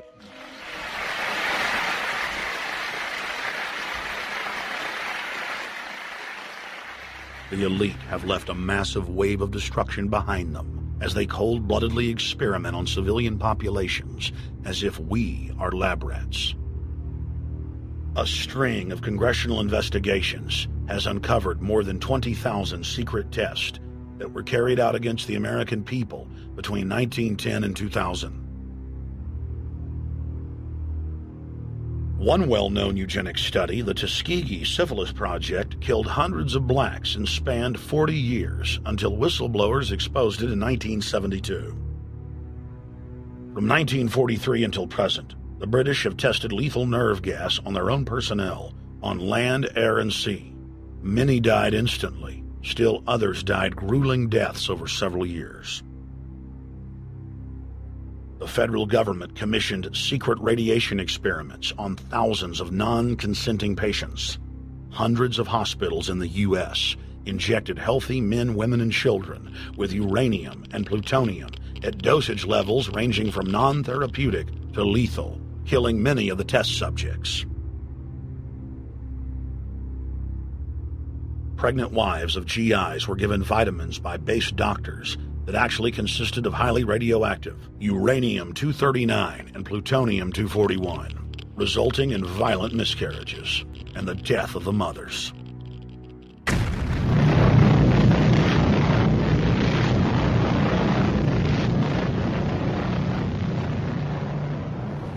Soldiers, sailors, and Marines were used as guinea pigs in hundreds of atomic and hydrogen bomb tests.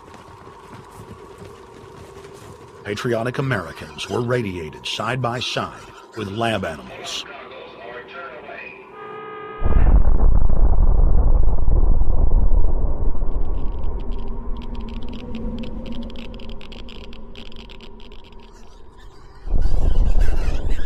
Pilots were forced to repeatedly fly through mushroom clouds of DNA-destroying radiation.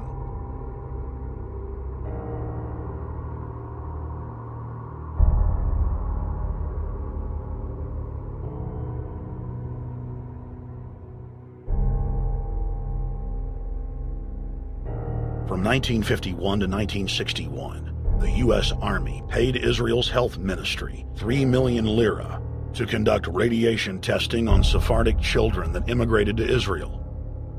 The government-run public schools would tell the children that they were going to get a medical checkup and that they were receiving an X-ray.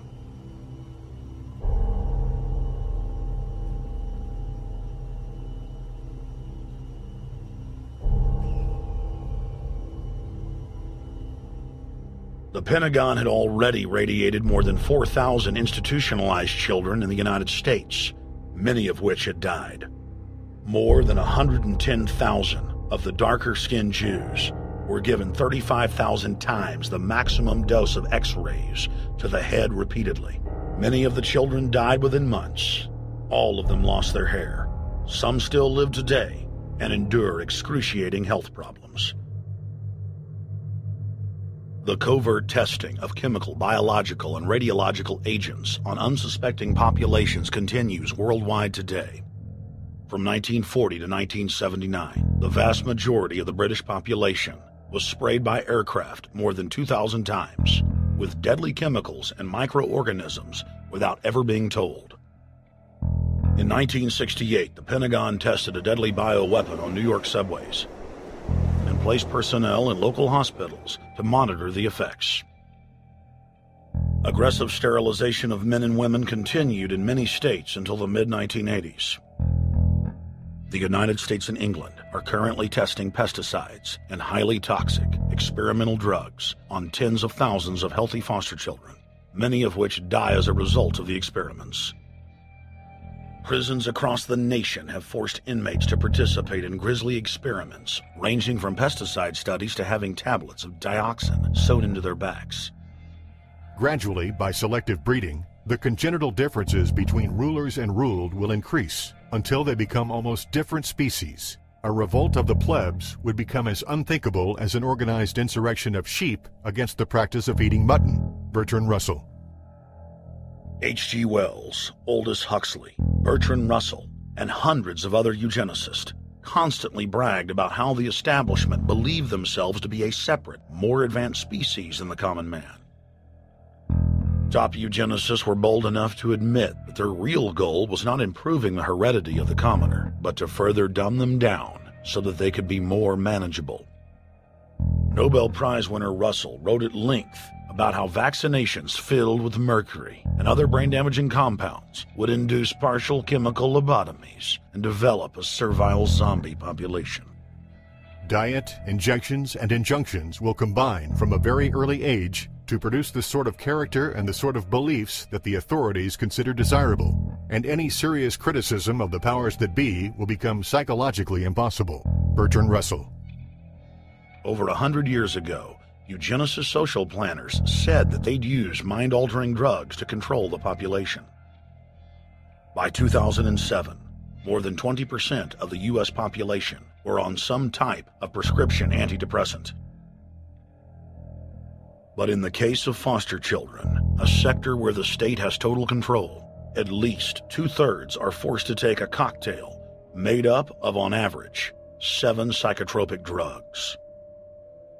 Chairman of the Texas Society of Psychiatric Physicians, Joe Burkett, testified before the State House Select Committee hearing on psychotropic drugs in foster care and shocked the public when he said that 2/3 of foster children in Texas had been placed on psychiatric drugs because they were very, very sick from a bad gene pool. A lot of these kids come from bad gene pools. They don't have stable parents making good decisions. Besides the gene pools, they've then been traumatized by abuse, neglect, and problems, and then they've been traumatized by separation, and all those things predispose to mental illness. The Western world is now implementing eugenics pre-crime policies. Fetuses are now being pre-screened according to family histories of crime. From Portland, Oregon to London, England, Child Protective Services are enrolling newborn children into criminal databases at birth and forcing them to attend probation hearings at age 2. The overlords of scientific dictatorship are ruthlessly prosecuting a war on our most defenseless. In December of 1974, the U.S. government made Third World population reduction a central national security issue. The operation plan, titled National Security Study Memorandum 200, was simply a regurgitation of the British Commission on Population created by King George VI of England in 1944, which openly stated that populous Third World nations posed a threat to the international elite's monopoly of global power. The Kissinger-authored U.S. plan targeted 13 key countries where massive population reduction was called for. Kissinger recommended that IMF and World Bank loans be given on condition that nations initiate aggressive population control programs, such as sterilization. Kissinger also recommended that food be used as a weapon, and that instigating wars was also a helpful tool in reducing population. In 1972, the Nixon White House also implemented a eugenics policy which was directed by George Herbert Walker Bush, then United States Ambassador to the United Nations. Bush advised China on the formulation of their one-child policy and directed the federal government to forcibly sterilize more than 40% of Native American women on reservations. The Bilderberg-dominated Club of Rome advocated environmentalism as the best front to implement population reduction. Western populations would accept serfdom if it was packaged as saving the earth.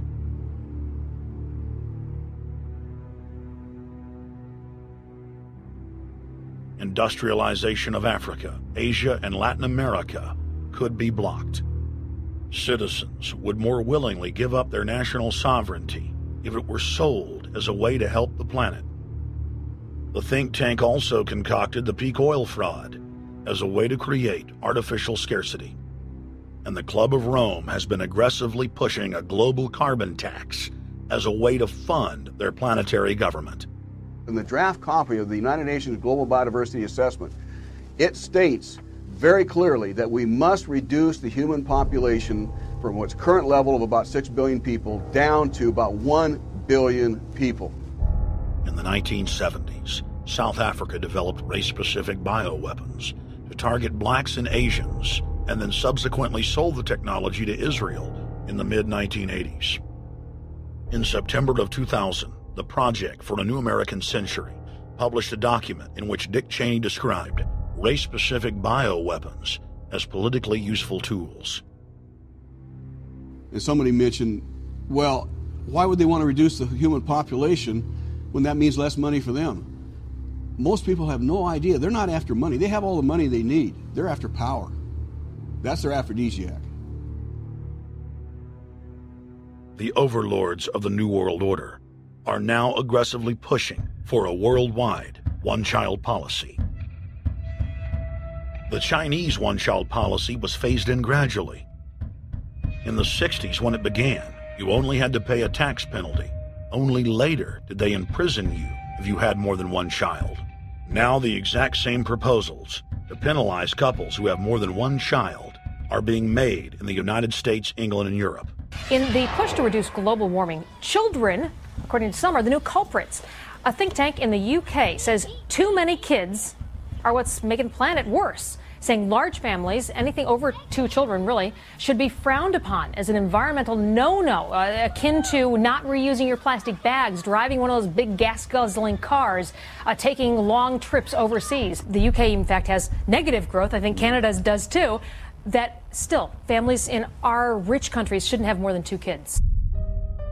In 1998, Ted Turner pledged to give more than $1 billion to the United Nations to be spent in the implementation of population reduction policies planet-wide.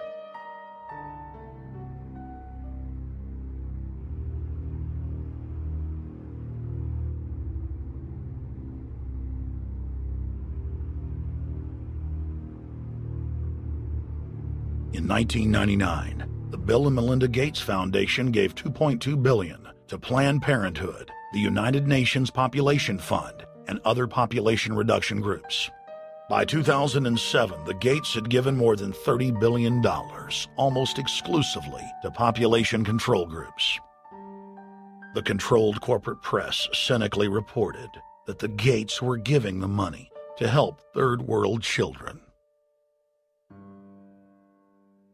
Bill and Melinda Gates were dethroned as the world's most generous philanthropists when their friend and fellow population reduction enthusiast, Warren Buffett, gave $37 billion to fund an army of population control groups. And I actually think the world will be much better when there's only 10 or 20% of us left. Dr. Eric Pianka. Prominent University of Texas biologist Dr. Eric Pianka, while receiving an award from the Texas Academy of Science, said that the worldwide AIDS pandemic was, quote, no good, it's too slow, and went on to laud the virtues of Ebola because it would kill 90% of the world population quickly.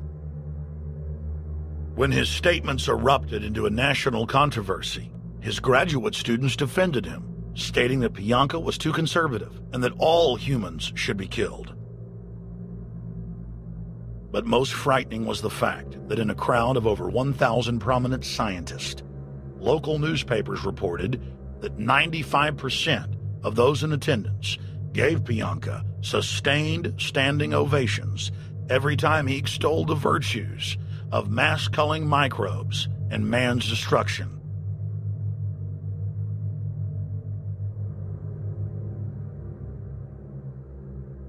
China was able to turn the corner and become the leading world superpower because they have a police state and they are able to force people to stop reproducing. Dr. Eric R. Pianka. The eugenics movement has now shaken off much of its Nazi baggage and is using people's legitimate concern about the environment as a cloak to conceal their real agenda. Everyone wants to breathe clean air and have good water. But the controllers of the environmental movement have done nothing but co-opt people's concerns and parlay it into support for global policies that further destabilize the third world and create untold misery. Phony environmental and conservation groups are now the biggest private landowners in the world. They lobby government to take property away from local populations, only to develop it themselves later. When the U.S. military dumps millions of gallons of nerve gas on the east coast of the U.S., they don't say a word. Thousands of companies are creating transgenetic cross-species hybrids, splicing plants, animals, and insects, and releasing the new organisms into the global biosphere, vandalizing the very genetic code of the planet. And large environmental organizations do nothing. The corporate elite of the planet intensified their push for a global taxation system with a year-long build-up to the Live Earth hysteria held on July 7th, 2007 on 7 continents. World leaders announced that saving the Earth was the new organizing principle for humanity and hailed it as the planet's new religion. They claimed that CO2, which plants breathe, was killing the Earth, and that we must reduce the number of children we have to curtail our carbon footprint. Countries across the world marked the day by passing new carbon tax schemes and raising taxes on gasoline, natural gas, and electricity. It is a scientific fact that the sun is the main driver of planetary climate, and the measurements are clear. The sun is becoming hotter, brighter. It has been slowly increasing thermal output in the last 100 years, causing warming not just on Earth, but throughout the solar system. But the scientific facts and even the order of the planets didn't matter to one of the chief organizers of Live Earth, David Mayer de Rothschild, heir to the British arm of the Rothschild fortune, when we spoke to him. When I called Rothschild on the order of the planets, he just laughed, thinking the audience wouldn't get it. He continued to count on the population's ignorance and claimed that the global warming lobby has nothing to do with carbon taxes. I guess he hadn't spoken with his good personal friend, Al Gore. Global warming, the time for debate is over. I think what you have to realize is that being environmentally sensitive and making money aren't mutually exclusive. There's a lot of money to be made in addressing this issue. But you guys are gobbling up all the world's concern to just simply line your pockets and make kids read your book in schools and do all this. It's a business, just like you said, Rothschild. It's not. Do you think I make any money out of this? It's the same thing. It's the same thing your your money-changing ancestors did. They're in Germany, Red Shield, and I'm calling you out, Red Shield. We know it's a scam. A pollution-based tax system, principally CO2. We're causing it mainly, vast majority of it. The consequences are bad and will be catastrophic unless we act. The polar ice caps of Mars are receding at several miles a year, much faster than ours, and that the moons of Saturn and Jupiter are melting. In fact, several of their moons were ice and are now liquid seas. Now, how are SUVs causing that, David Rothschild? That's because those planets are closer to the sun, my friend. No, Jupiter and Saturn are not closer to the sun. Neither is Mars. Yes, sir. I think you'll find, right, that the very simple matter, and what I wanted to say, and this is my final point, forget your taxation theory, because actually it's not taxation. Put a price on the carbon. A tax is the best way. Cap and trade can also do it. If there were a carbon-based tax, would there be a need for an economy-wide cap and trade system? They are not either or. We can do both. I am in favor of both.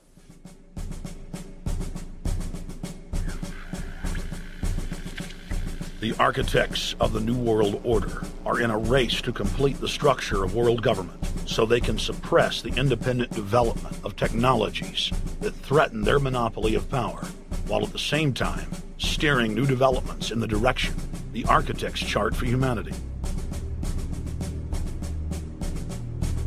The technocrats call their governing system the final revolution because in the past, empires were enforced militarily. Now enforcement is primarily psychological and economic, and society itself is a construct of the elite who operate outside the controlled paradigm and control the civilization within, just as a child maintains the environment of a fish tank. We are like lab rats, living out our entire existence, never questioning the confines of the cage or the scientists who experiment on us. New World Order engineers have hijacked human destiny. Its controllers have closely studied human behavior for more than 100 years and are now steering us with expert control, using our primitive drives and desires as levers. They have developed their mind control systems to the point of being able to control the average unconscious person like a car.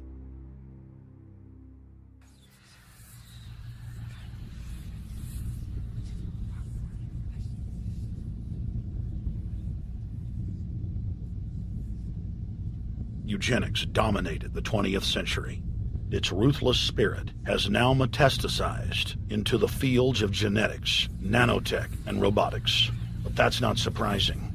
From their inception, all three disciplines have been dominated by eugenicists.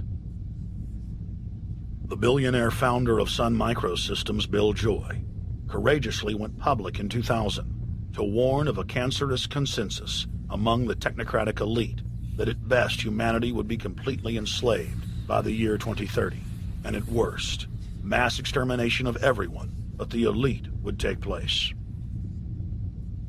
A who's who of the techno-elite are members of what is known as the transhumanist or post-humanist movement. Many of its adherents see only the beneficial aspects of technology's exponential rise, like bringing sight to the blind, sound to the deaf, and longer life for all. But what many of them don't know is that master eugenicist Julian Huxley founded transhumanism, and that society's controllers openly admit that the new system is designed to progress into absolute tyranny.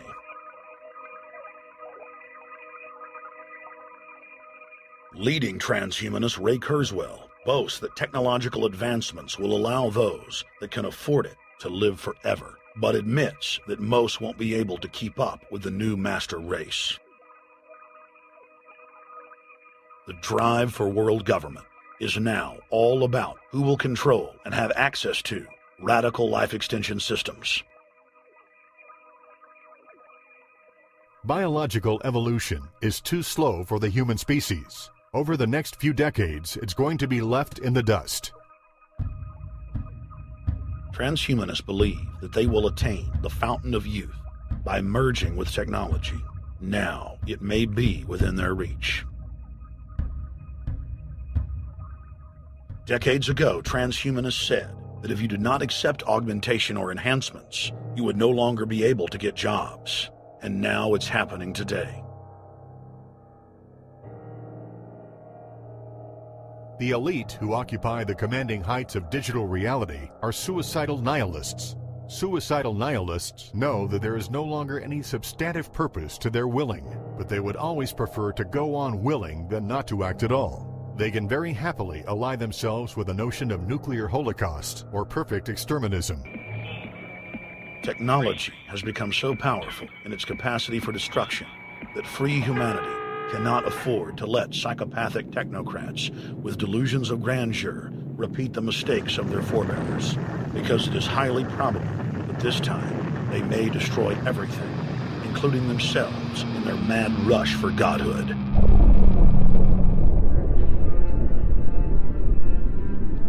In this film, we have chronicled the Overlord's bloody orgy of experimentation, which already claimed the lives of more than 150 million people in the 20th century.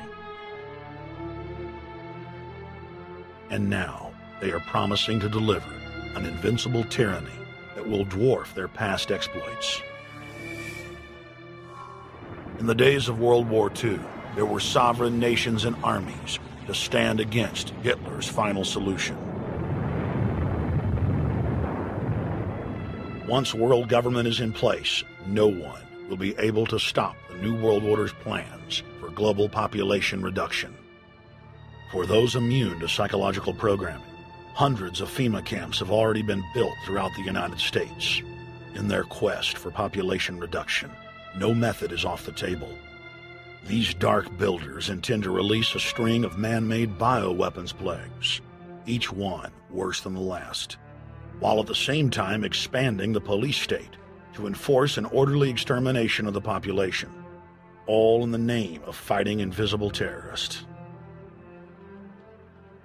And the Georgia Guidestones stand today as a cold testament to the elite's sacred mission. To have a two-class system where the underclass are forced to live as slaves in tiny enclosed cities, while the elite enjoy the land of the earth, evolve into superhumans with the aid of advanced implantable technologies, live eternal lives, and travel throughout the cosmos. This is the promise given to the inner members of the New World Order and the agenda of the Bilderberg Group.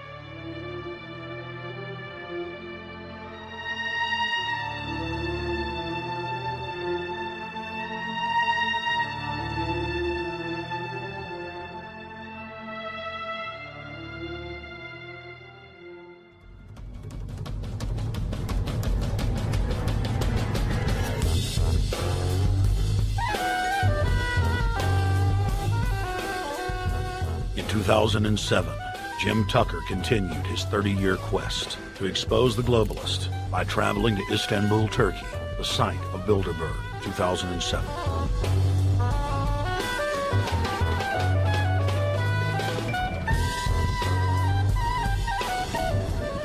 Jim Tucker, thank you for coming on, my friend.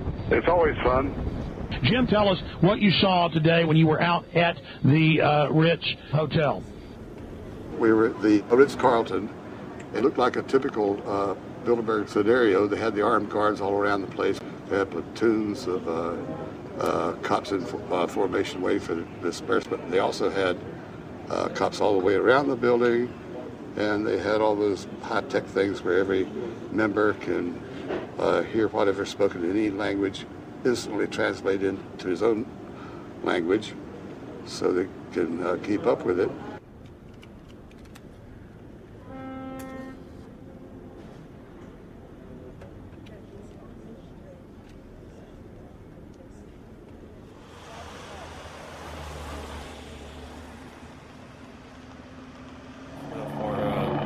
Spotlight then, I'm doing the same thing for American Free Press.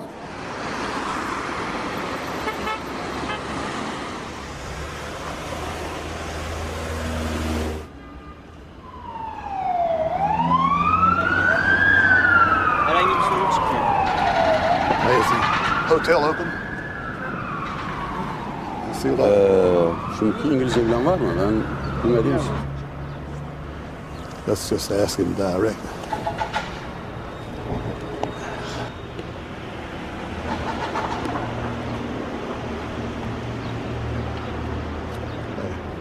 Is Bilderberg meeting here this weekend? You can look this way. We had my two personal cops following me today. I was not aware of it because my nose is always sticking to the camera. My jaws are always flapping. But the TV crew said those guys are going to follow you. And their car followed us out to the hotel. Then they identified the two cops in plain clothes, not business suits, but sport shirts and so forth. Yeah. That's the car that's been on our ass? Yeah. I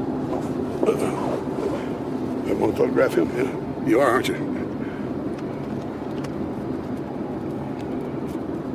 Well, they're very likely Bilderberg boys.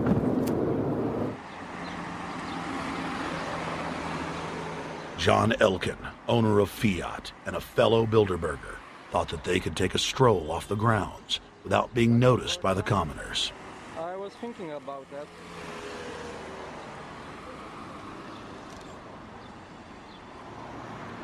This Bilderberg attendee sneered at our camera.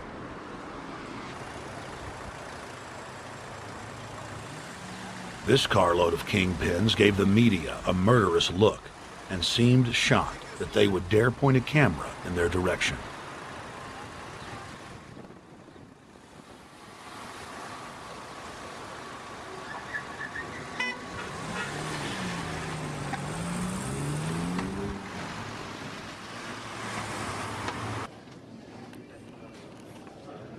In 2007, the Bilderberg Group received the heaviest global coverage in its history.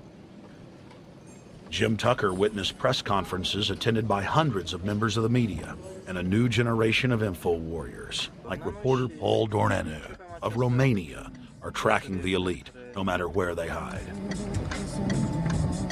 Expunem acest grup Bilderberg. Now, Jim, my governor, Rick Perry, it's in the front of the Dallas Morning News. The headline reads, Texas Governor Rick Perry to attend Bilderberg. What does it mean to have the governor of Texas in the Dallas Morning News just admitting he's going to Bilderberg Group? It means he's a potential president, even as the obscure governor of Arkansas, Bill Clinton, lost his virginity at the Bilderberg meeting in Baden-Baden, Germany in 1991, and he's elected president the following year. Now, if he goes nowhere in a run for the White House in the years ahead, they'll drop him like an old shoe. They do that often, but officially, Bilderberg considers Governor Rick Perry a potential president of the United States.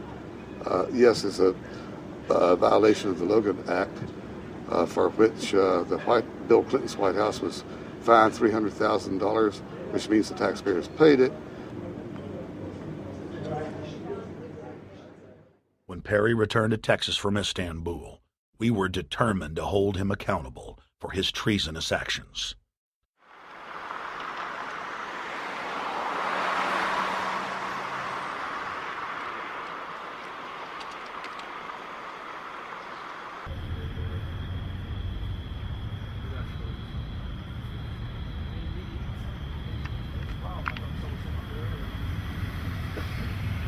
We don't want our roads, our water, our power plants, our entire infrastructure turned over to the New World Order.